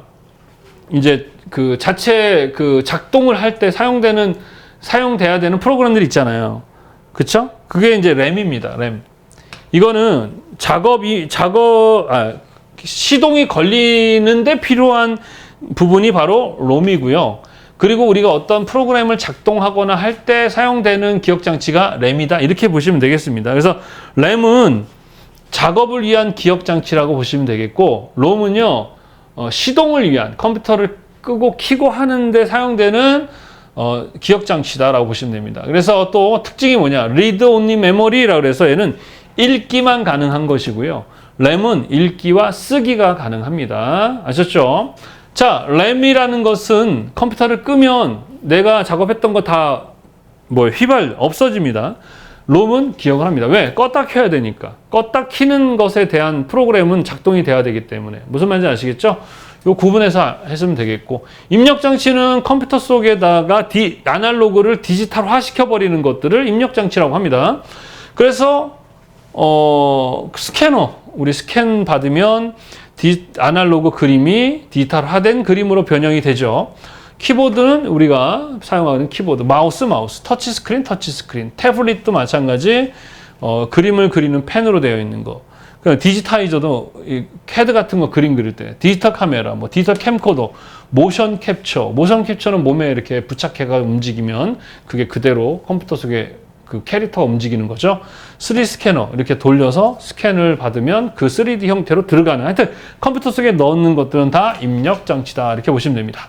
자, 그 다음 출력 장치는 이제 반대로 컴퓨터 디지털을 아날로그로 만들거나 하여튼 컴퓨터로부터 바깥으로 빼내는 거죠. 모니터가 대표적이죠. 그죠? 화면에서 보여지는 모니터, 프린터, 플로터는 프린터보다 약간 더 큰 프린터라고 보시면 되겠고, 버추얼 워크벤치라는 것은 가상 공간에서 작업을 할 수 있도록 만들어 놓은 우리 가상 안경 같은 거 있잖아요. 그런 가상 작업대. 필름 레코더는 디지털 이미지 자체를 필름으로 만들어서 영화나 이런 인쇄에 필요한 필름으로 이렇게 만들어주는 그런 애가 필름 레코더. 그러니까 결국에는 바깥으로 나오는 것을 출력 장치다 이렇게 보시면 됩니다. 그래서 컴퓨터는 어떻게 되어 있다고요? 연산, 제어, 기억, 입력, 출력 장치들이 있다. 주기억 장치에 램과 롬이 있다. 램 읽기 쓰기 가능하다. 끄면 사라진다. 롬은 읽기만 가능한다. 꺼도 사라지지 않는다. 이렇게만 이해하고 넘어가시면 될 것 같아요. 자, 그 다음에 모니터는 이제 출력 장치에서 가장 대표적인 애인데, 대표적으로 세 가지, CRT, LCD, LED라는 모니터가 있다라고 보시면 되겠고, CRT 모니터는 옛날에 쓰던 거 있죠? 이렇게 보면 브라운관이라 그래가지고 옆으로 보면 이런 식으로 되어 있는 브라운관. 컴퓨터 예전에 이렇게 해서 뒤에 이렇게 볼록 나온 컴퓨터 있었잖아요. 그겁니다. 이 안에는 이 브라운관이라는 게 있는데, 여기에 전자총이라는 게 있습니다. 여기서 전자총이 있어요. 전자총. 여기다가 여기 형광물질이 발라져 있는데, 전자총이 전자를 여기다 땅 쏘면 여기서 반응이 일어나가지고 여기서 빛이 나면서 우리가 보는 그런 영상이나 이런 컬러가 보이게 해주는 모니터가 CRT 모니터입니다. 자, CRT 모니터는 상당히 그래도 좀 선명한 편이고요. 그리고 디자인할 때 이렇게 비교적 표현력이 아주 뛰어납니다. 자, 그런데 부피가 어때요? 크죠? 전력도 좀 많이 먹고, 그 다음에 좀 눈이 쉽게 피로해지는 단점이 있습니다. 자, 그 다음에 LED 모니터라는 게 있는데, 이 LED 모니터는 자체적으로 빛을 내는 게 아니라 뒤에 이 백라이트라는 게 있습니다. 백라이트 뭐가 있다고요? 백라이트. 이 백라이트에서 빛이 나와서 이 앞에 화면에 보일 수 있게 해주는 것을 이 LCD라고 합니다. LCD 뭐라고요? LCD 모니터, 액정 표시 장치라고 하죠. 자, 그래서 얘는 문제점이 뭐냐면은 일단 크기가 좀 작아요. LCD 모니터 크기도 작고, 단점은 보는 방향에 따라서 좀 이렇게 화면의 색감이 이렇게 변합니다. 그리고 좀 응답 시간이 늦어요. 백라이트를 통해서 보여지기 때문에.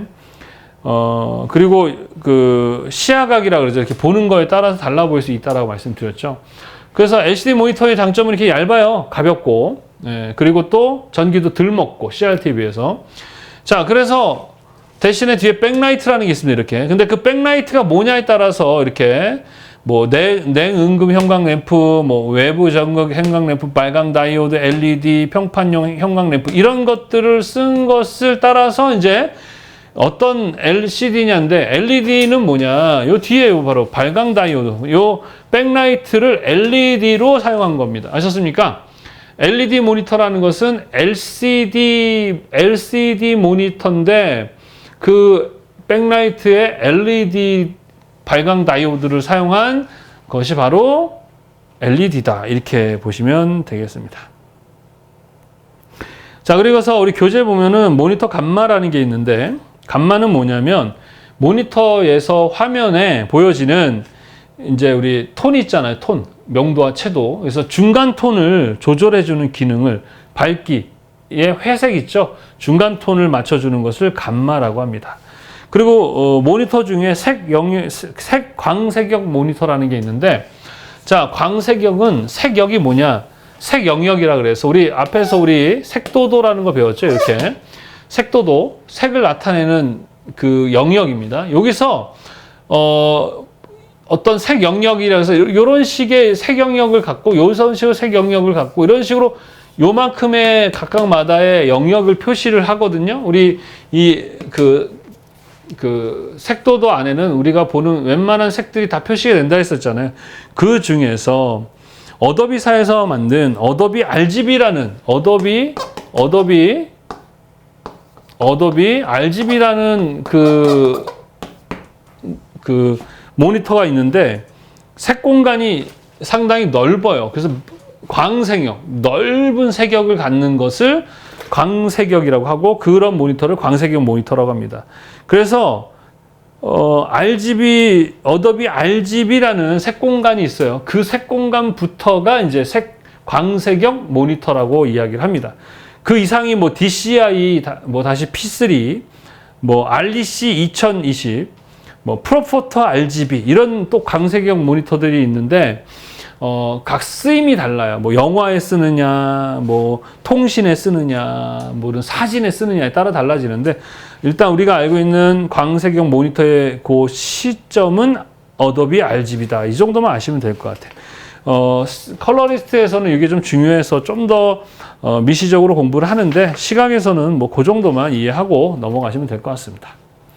자, 그 다음에 디지털과 아날로그라는 게 있는데요. 자, 디지털은 0과 1, 0과 1이라는 숫자를 가지고 데이터를 처리하는 방식이 바로 디지털이라고 하고요. 아날로그는 어떤 신호, 시그널인데, 있는 그대로의 그 신호, 뭐 소리라든가 빛, 뭐 전기 신호 이런 것들을 그냥 연속적으로 우리가 소위 말해서 그냥 녹음한다고 생각하시면 됩니다. 영상을 찍으면 그 영상의 그 물리적인 것을 그대로 그냥 기억시켜 버리는 거, 장치 안에다가 저장해 버리는 겁니다. 디지털이라는 것은 수치화를 시켜요. 0과 1로. 그러다 보니까 얘는 디지털 같은 경우는 아날로그의 큰 차이는 뭐냐면 예전에 이제 우리 비디오 테이프라는 게 있었거든요. 그래서 비디오 테이프에 보면 그 필름 같이 있는데 걔를 가지고 복사를 할 수가 있었어요. 그러면 다음 거 복사 하다 보면 바로 이 시그널, 신호 자체가 어떻게 해요? 좀 줄겠죠. 그러다 보니까 복사본들은 가면 갈수록 좀 화질도 떨어지고 음질도 떨어지게 되는데 얘는 숫자로 표현을 하다 보니까 수치로 표현하다 보니까 어때요? 화질이나 이런 게 깨지지 않습니다. 그냥 그 모습 그대로로 복사가 되는 것이죠. 그런 차이인데 얘는 약간 이렇게 좀 뭔가 끊기는 이렇게 계단식의 신호 저장 방식이거든요. 얘 같은 경우는 그대로 연결돼서 이렇게 저장이 되다 보니까 그 표현이 되다 보니까 신호가 정말 섬세하신 분들은 음악을 디지털화된 음악을 듣는 것과 아날로그식 음악을 들어보면 좀 더 아날로그가 부드럽습니다. 부드럽고 또 그 음악의 어떤 그 음질의 그런 호흡이나 이런 것까지 느낀다고 얘기를 합니다. TV, 뭐 영상도 마찬가지. 영상도 보면 좀 선명한 건 디지털이겠지만 아날로그가 좀 더 어떤 인간적 감성이 느껴지는 그런 느낌이 바로 아날로그다. 이렇게 보시면 되겠습니다. 그렇게 이해하시고. 자, 해상도라는 것은 1인치, 자, 이렇게 하나의 픽셀인데 1인치, 1인치와 1인치 안에 여기에 몇 개의 픽셀이 들어가 있느냐가 바로 해상도입니다. 그래서 픽셀 4인치 그래서 PPI라고 이야기를 합니다. 이것도 잘 기억해 두시기 바랍니다. 자, 그 다음에 우리 비트화 표현 방식이 있는데 일단은 이제 컬러에 관련한 부분이에요. 자, 컬러인데 기본적으로 디지털 색채 같은 경우는 마찬가지로 숫자로 표현하겠죠. 그죠? 0과 1이니까. 그래서 1비트는 0과 1, 즉 검정과 흰색으로만 표시하는 것이 바로 1비트입니다. 그래서 얘는 중간 단계가 없죠. 회색이 없습니다. 그래서 검정과 흰색으로만 모니터에 표시할 수 있는 것이 1비트입니다. 자, 2비트라는 것은 2의 2승을 얘기해요. 그러니까 몇 개의 컬러? 4개의 컬러를 표현할 수가 있게 되는 거죠. 요때부터 이제 뭐가 생긴 거예요? 중간에 이제 약간의 회색이 들어가기 시작하니까 좀 더 자연스럽고 부드러워지겠죠. 이때는 기존의 컴퓨터에서는 이런 모니터 개념이 없었습니다. 프린터로 이렇게 달탁달탁달탁 이렇게 종이에 이렇게 나오는 그런 방식이었는데 이 모니터가 생기면서 요 정도까지도 과거에 표현되는 것은 엄청난 혁신이었죠. 그래서 요때 이제 나온 게 바로 CGA 그래픽 카드입니다. 지금 그래픽 카드는 뭐 엄청난 성능에 엄청나게 비싼 제품들이 많죠. 그래서 그래픽 카드는 우리 모니터 뒤에 보면은 모니터에 꽂고 본체에다 꽂잖아요. 그죠? 그러면 우리 메인보드, 아까 얘기했던 메인보드가 있으면 여기다가 CPU를 달면 요 옆에다가 그래픽 카드라는 걸 꽂으면 요 구멍에다가 모니터를 여기다 딱 꽂는 거예요. 그러면은 내가 여기서 신호를 이 모니터로 보내서 모니터에서 우리가 볼 수 있는 그런 이미지로 보이게 만들어주는 역할을 하는 게 뭐다? 그래픽 카드입니다. 그래서 그래픽 카드가 고가이게 되면 그만큼 좋은 화질의, 좋은 품질의 화면을 볼 수 있게 되겠죠. 자, 그래서 최초에 이제 그래픽 카드 CGA. 그 다음에 4비트는 이게 4승입니다. 그래서 16컬러죠. EGA 그래픽 카드라고 합니다. 그래서 점점 이제 중간 회색과 컬러가 이제 추가가 되는 거죠. 그 다음 8비트는 2의 8승인 256컬러. 이제 시험에 이게 뭐냐? 인덱스 컬러다. 요게 시험 문제 좀 나옵니다. 그리고 16비트는 2의 16승인 65,000 컬러다. 무슨 컬러다? 하이 컬러다라는 거. 24비트는 2의 24승이니까 1677만 7천 컬러. 트루 컬러다. 요거 물어보는 시험 문제들이 나오고 요 개수를 물어보는 시험 문제도 나오니까 기억해 두세요. 내가 그만큼 이렇게 비트수가 높아진다는 것은 색의 표현할 수 있는 가지수가 많아진다는 얘기고 또 어떠한 색을 통해서 현실감도 증가한다는 얘기고 또 색의 부드러움도 증가한다는 얘기입니다. 뭔 말인지 이해되시죠? 그래서 256 컬러 같은 경우 이렇게 256 컬러 256 컬러인데 우리가 보통 모니터를 표현할 때는 뭐예요? R, G, B 이런 식으로 표현하잖아요. 그러면 RGB 같은 거 256 컬러는 이게 8비트이기 때문에 어떻게 하느냐? 얘는 3비트, R에는 3비트를, G에는 3비트를, 그 다음에 B에는 2비트를 이렇게 해가지고 각각 표현을 하는 겁니다.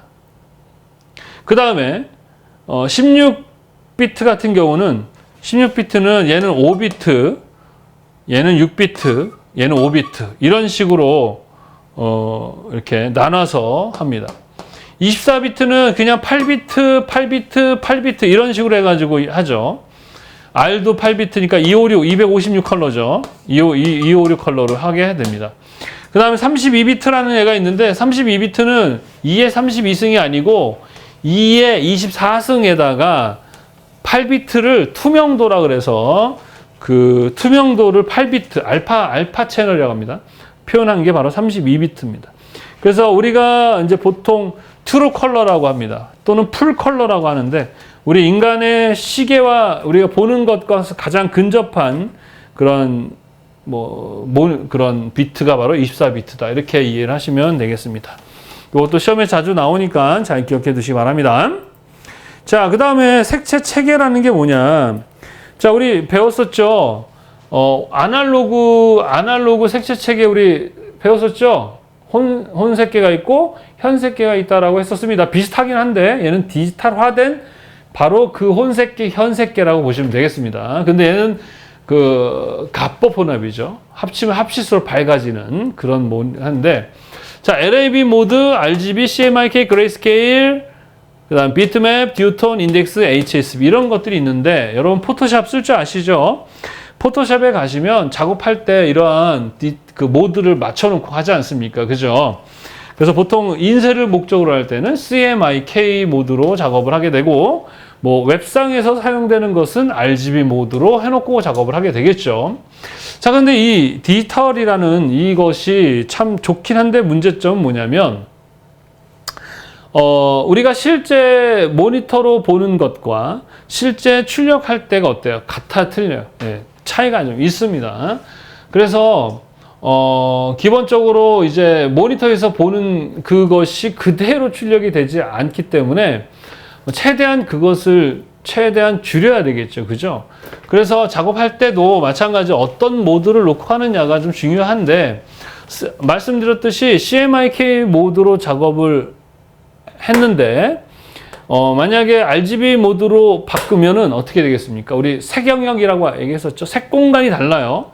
RGB가 더 넓을까요? CMYK가 넓을까요? RGB가 넓을까요? RGB가 더 넓겠죠. 색 공간이. 그러다 보니까 CMYK가 표현할 수 없는 색들이 있단 말입니다. 그지? 그래서 예를 들어서 RGB에서 CMYK로 넘어가거나 이렇게 넘어가게 되면 육안으로 봐도 색차가 큰 것들이 있어요. 왜냐하면 그 컴퓨터 입장에서는 표현할 수 없는 색을 가장 근접한 애로 사용을 해버리게 되면, 특히 초록색 그쪽은 잘 표현을 못 하거든요. 그러면 거기서 차이가 크게 날 수도 있습니다. 자, 그럴 때 RGB에서 LAB로 갔다가 LAB에서 CMYK로 가게 되면 그 오차를 조금 더 줄일 수가 있게 됩니다. 종속 색채계, 독립 색채계라는 개념이 있거든요. 근데 하여튼 그런 것 때문에 그런 역할을 하는 게 LAB예요. LAB는 우리 앞에서 얘기했던 L은 뭡니까? 명도. A는 뭐예요? 에어플레인은 빨라. B는 높아. 요거를 가지고 표시하는 색채계. 그레이스케일은 뭡니까? 뭐 흑백이죠. 흑백 모드죠. 흑백 모드. 그레이스케일은 흑백 모드입니다. 그 다음에 비트맵이라는 것은 검은색과 흰색 가지고만 이미지를 표현한 겁니다. 우리 앞에서 우리 검은색과 흰색만 표현하는 거 있었죠. 그죠? 예. 1비트처럼. 그 다음에 인덱스 모드는, 그 다음 듀톤이라는 것은 흑백 모드인데 여기에 어떤 컬러를 넣을 수 있는 거예요. 듀톤은. 잉크의 이미지라 그래서 어떤 컬러를 넣을 수 있는 건데, 뭔가 인쇄할 때 어떤 인쇄 감성을 좀 강화할 때 쓰는 그런 건데 많이 쓰지는 않습니다. 자, 그 다음에 인덱스 모드는 보통 우리가 저장할 때 GIF라는 애가 있거든요. 얘로 저장할 때 인덱스 모드로 저장하는데, 인덱스 모드는 전략형 색채계라고 보시면 돼요. 용량은 적으면서도 색이 깨지지 않고 잘 유지가 되는 그 모드를 인덱스 모드라고 합니다. HSB는 Hue, Saturate, Brightness에서 색상, 채도, 명도를 나타내는 겁니다.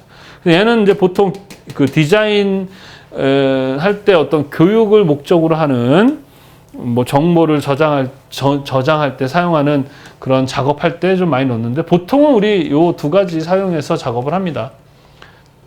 RGB 모드나 CMYK 모드를 놓고 작업을 하죠. CMYK는 인쇄를 목적으로 할 때, RGB는 모니터 상에서의 앱이나 어떤 보여주는 작업을 할 때 쓴다. 이 정도만 이해하시면 될 것 같습니다. 자, 그 다음에 벡터 이미지와 비트맵 이미지에 대한 개념이 나오는데요.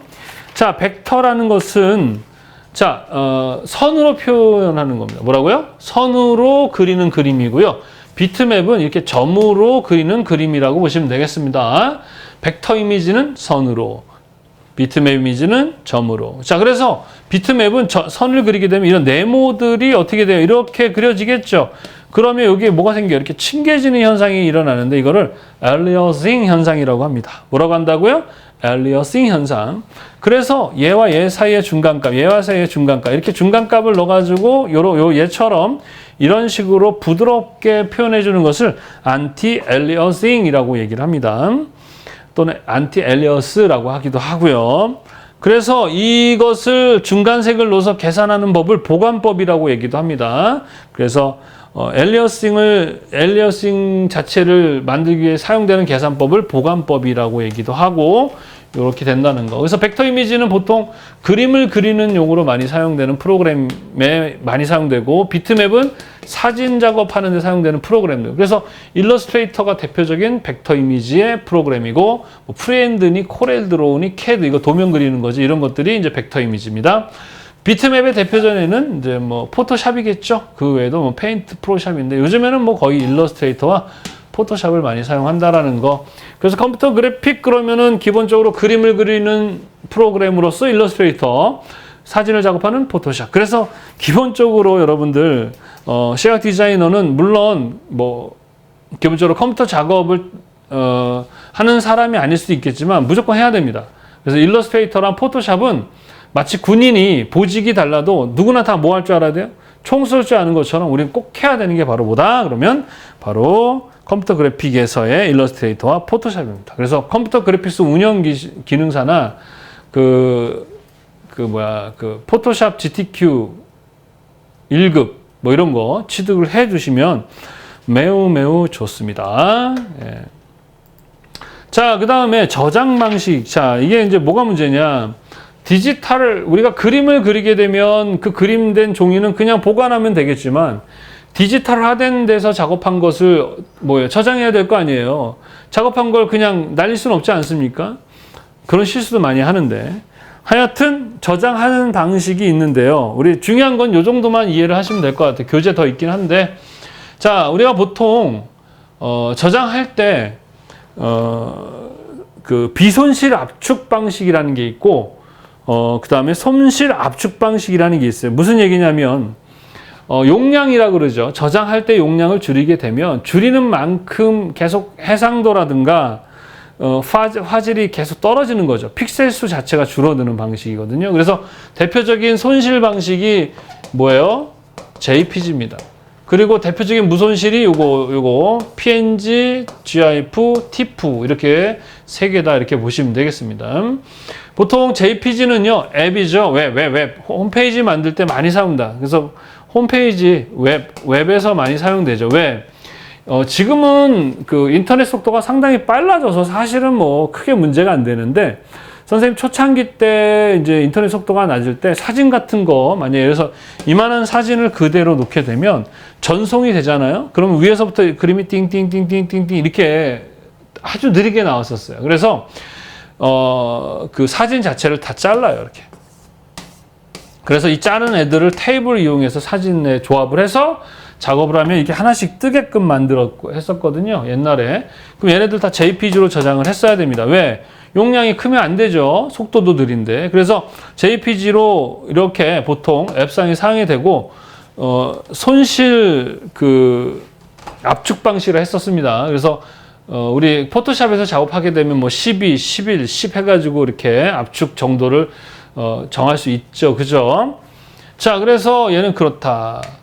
그 다음에 EPS라는 것은요, 얘는 인쇄를 목적으로 하는데 사용했었습니다. 뭐라고요? 인쇄를 하는데 목적. 이제 예전에는 인쇄를 하게 되면은 지금은 이제 모든 게 편해져서 이제 책상에 앉아서 모든 것이 다 이루어져. DTP라고 그러죠. DTP, 데스크탑 퍼블리싱. 그래서 책상에서 모든 인쇄가 다 끝나요.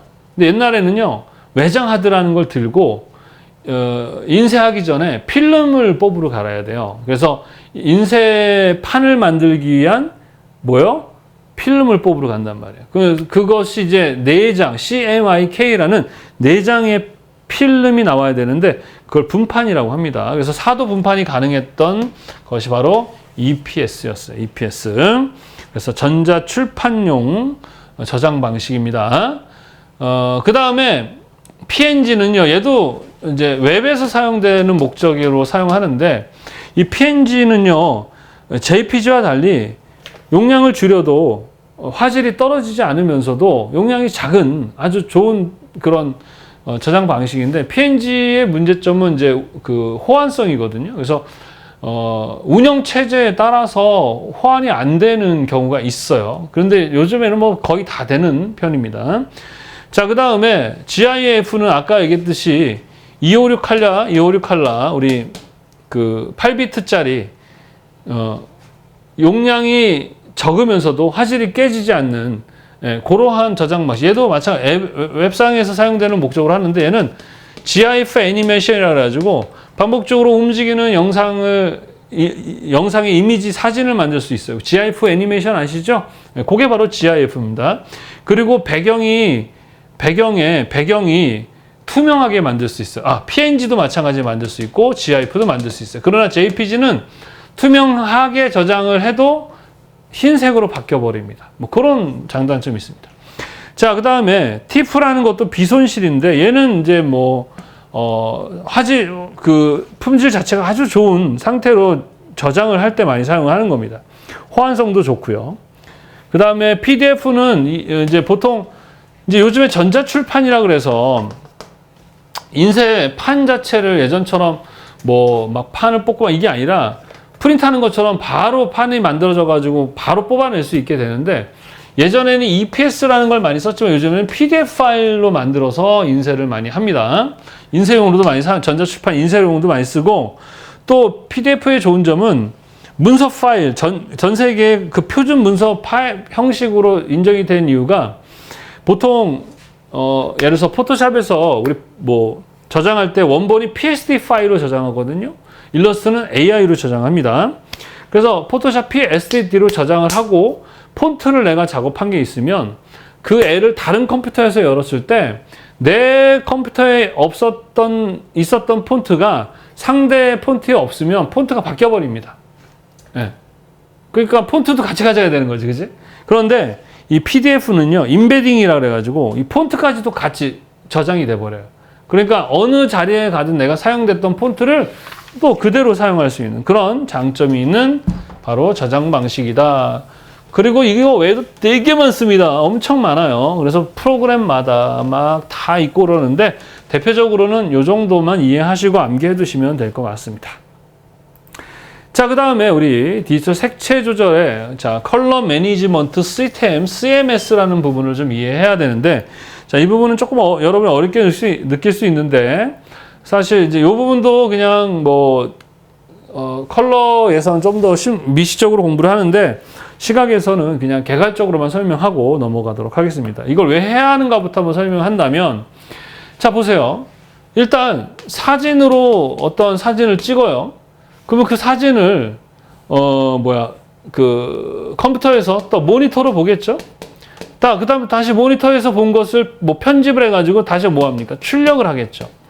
자, 그러면 지금 벌써 우리가 디바이스라고 합니다. 뭐라고 한다요? 디바이스, 장치죠, 장치. 자, 이 아날로그식의 그림은 그냥 펜이 있고 그림을 그리면 되겠지만, 디지털화된 컴퓨터 그래픽은 반드시 컴퓨터라는 장치가 있어야 돼요. 뭔 말인지 아시죠? 우리가 그림을 그리는 연필이 도구였던 게 지금 뭐예요? 컴퓨터 자체가 도구가 됐잖아요. 그죠? 그러니까 이런 장치들을 우리 뭐라고 합니까? 디바이스. 아까 얘기했던 입력장치, 출력장치가 있어야 된단 말이에요. 그런데 여기서 문제점은 사진에서 찍었던 우리가 봤던 이미지와 모니터에서 봤던 이미지와 그 다음에 출력을 했을 때 이미지가 다 똑같을까요? 다를까요? 다르죠. 왜 다를까요? 각각 제품마다 만들어진 제품 회사마다 다 달라요. 그런데 기본적인 게임이나 하고 대충 그냥 하는 사람들은 아무 문제가 없는데 아주 섬세한 전문적인 인쇄를 한다든가 또는 사진을 촬영하시는 전문가들에게서는 그런 아주 오차도 사실은 되게 중요하겠죠. 그죠? 그래서 이 세 개의 디바이스에 최대한 오차를 줄여서 동일한 사진의 색이 모니터에 보이고 모니터에서 출력된 것들이 최대한 최초에 찍어서 보여진 것과 최대한 비슷하게 만들어야 하는데 그것을 우리는 캘리브레이션이라고 합니다. 뭐라고 한다고요? 캘리브레이션. 자, 그래서 이 캘리브레이션은 모니터를 캘리브레이션 하기도 하고, 사진은 뭐가 있어? 카메라겠죠? 카메라를 캘리브레이션, 컴퓨터에 집어넣는 또 뭐예요? 스캐너를 캘리브레이션 하고, 출력 장치는 뭐겠습니까? 프린터겠죠? 프린터에 대해서도 캘리브레이션, 모니터에 대해서도 캘리브레이션, 이런 것들이 있단 말입니다. 이제 대표적으로는 이제 모니터 캘리브레이션인데, 자, 이제 모니터를 사게 되면, 자, 우리 교재에 ICC라고 있습니다. ICC와 ICC 프로파일 여기 있는데, ICC는 그 국제산업표준 국제산업표준 디지털 디바이스 프로파일을 규정하는 그 국제 색채 연맹이라는 곳입니다. 그러니까 쉽게 얘기해서 이러한 것들을 사용할 때에 이렇게 쓰자라고 하는 어떤 규칙과 규격을 정하는 표준을 정하는 곳이 ICC이고요. 프로파일은 말 그대로 프로필입니다. 그래서 ICC 프로파일은 ICC에서 정한 그런 프로파일이라고 보시면 되겠습니다. 자, 그러면 뭐냐 이게? 프로필이에요. 조선생 프로필, 나의 프로필. 그래서 모니터를 사게 되면 모니터마다 그 모니터가 출고될 때에 프로필이 있어요. 그래서 ICC 프로필을 보게 되면 모니터의 어떤 뭐 밝기라든가 감마라고 얘기했었죠, 그죠? 우리 중간 톤을 맞춰주는데 감마가 보통 나올 때 IBM은 2.2, 그 다음에 맥 1.8 이런 식으로 정해져 있거든요. 근데 요즘에는 맥킨토시도 2.2로 되어지는데 감마 2.2, 그 다음에 색온도라는 것도 있습니다. 그래서 보통 6500 켈빈이라고 해서 우리 색온도 얘기했었죠.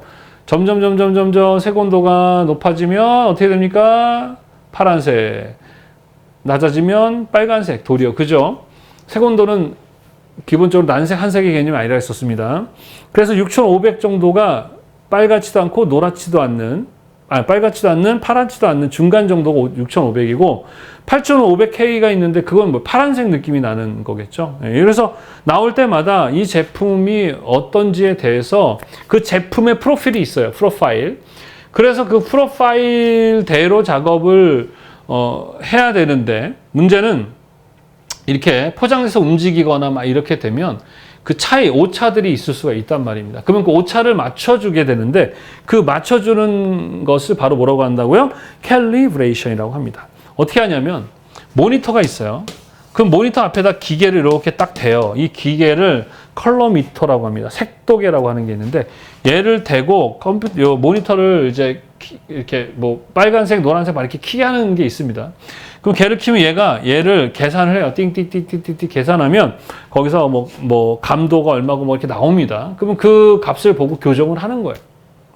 그래서 교정을 해서 사용을 하는데 이제 교정을 해서 딱 이제 만들어지죠. 프로파일이.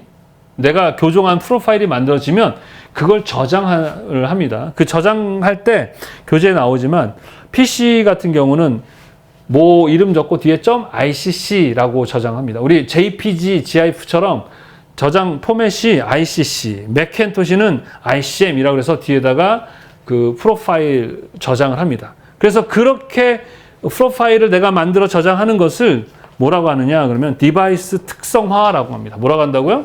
디바이스 특성화. 그러니까 ICC 프로파일을 내가 맞추면 나만의 ICC 프로파일이 만들어질 거 아니에요. 그럼 걔를 만든 걸 디바이스 특성화라고 얘기를 합니다.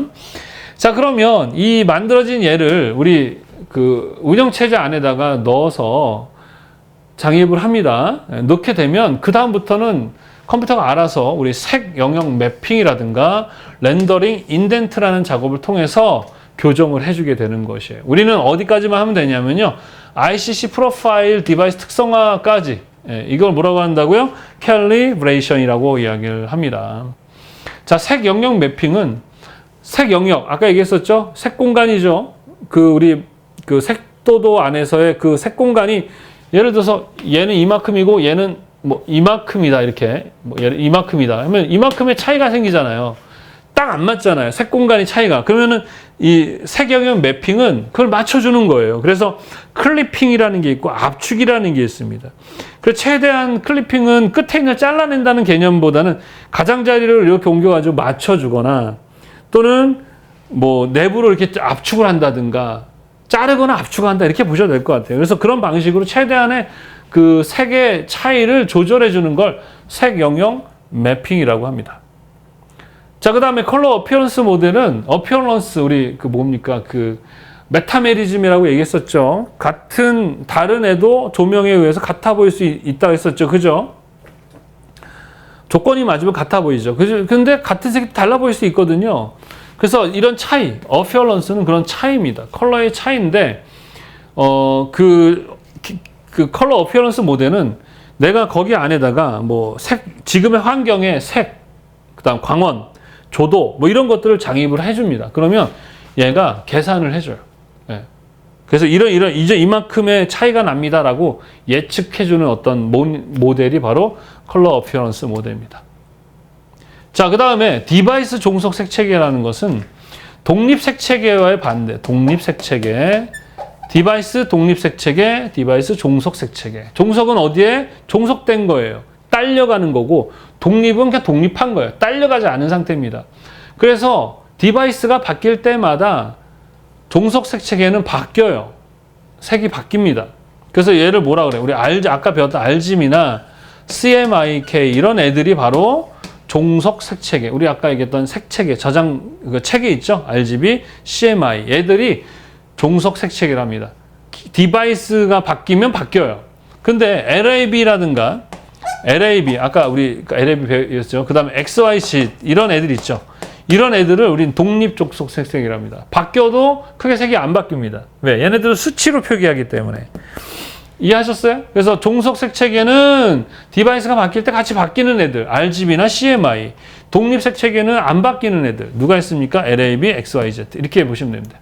렌더링 인덴트라는 것은 네 가지가 있는데 뭐 상대색도, 절대색도, 채도, 지각적인데 얘네들도 마찬가지 색영역 매핑처럼 이렇게 출력할 때 최대한 이제 비슷하게 출력될 수 있도록 맞춰주는 애들입니다. 그래서 뭐 상대색도라는 것은 똑같은 거는 그냥 똑같은 대로 출력하고 다른 거는 최대한 비슷한 애로 땡겨서 뭐 출력하는 방식이 상대색도고 그 다음에 절대색도라는 것은 최대한 그 장입된 그 입력한 색 그대로를 최대한 똑같이 그 하도록 해주는 건데 이거 색을 좀 비교 교정용으로 많이 쓰고 채도는 말 그대로 좀 더 선명함을 우선시하는 것이고 그 다음 지각적인 것은 볼 때 좀 더 자연스러움을 우선하는 뭐 그런 방식들인데 이것까지는 이거는 이제는 컬러 정도에서만 여기서 안 나오고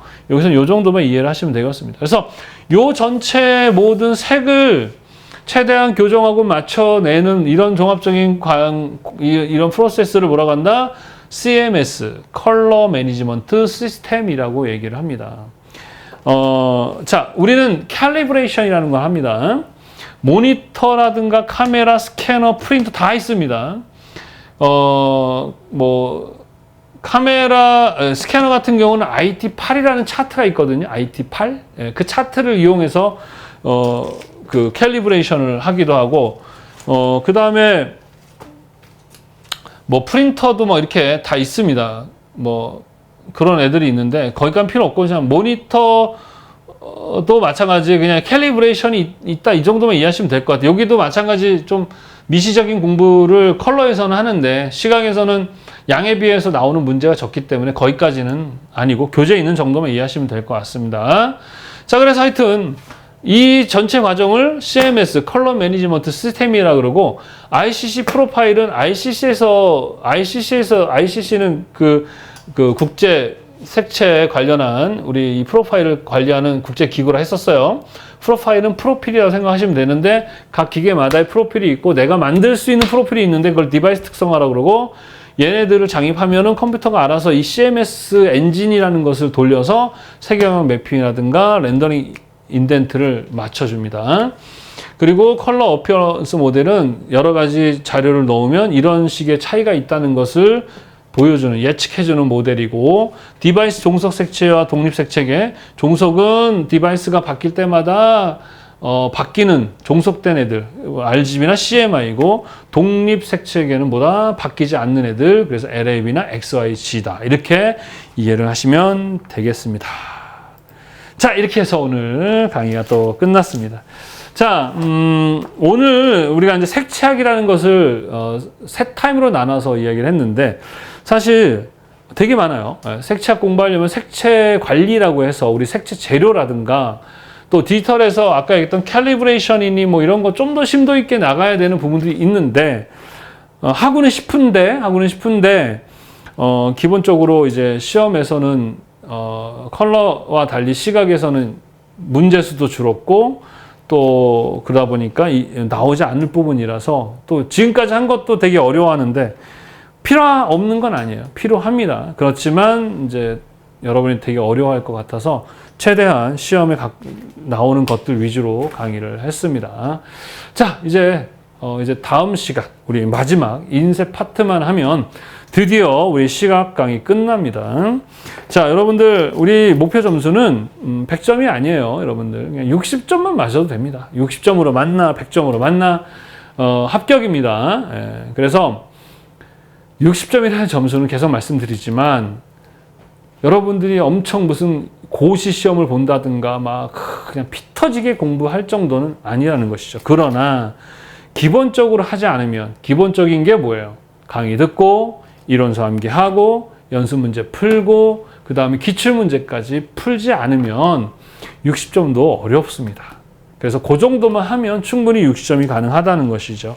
자, 그리고 여러분들이 교재를 보다가 문제가 생기거나 오타가 있으면 최대한 이제 줄이는데 많이 줄였었거든요. 근데 이게 개정판이 나오면서 또 실수하는 오타나 오답들이 있습니다. 그런 게 있으면 카페에다가 여러분들이 그 정오표라고 해서 그곳에 문제가 있으면 글을 남겨주십시오. 그럼 제가 확인해서 교정을 해주고 이제 다음 또 책이 나올 때 수정할 수 있도록 하겠습니다.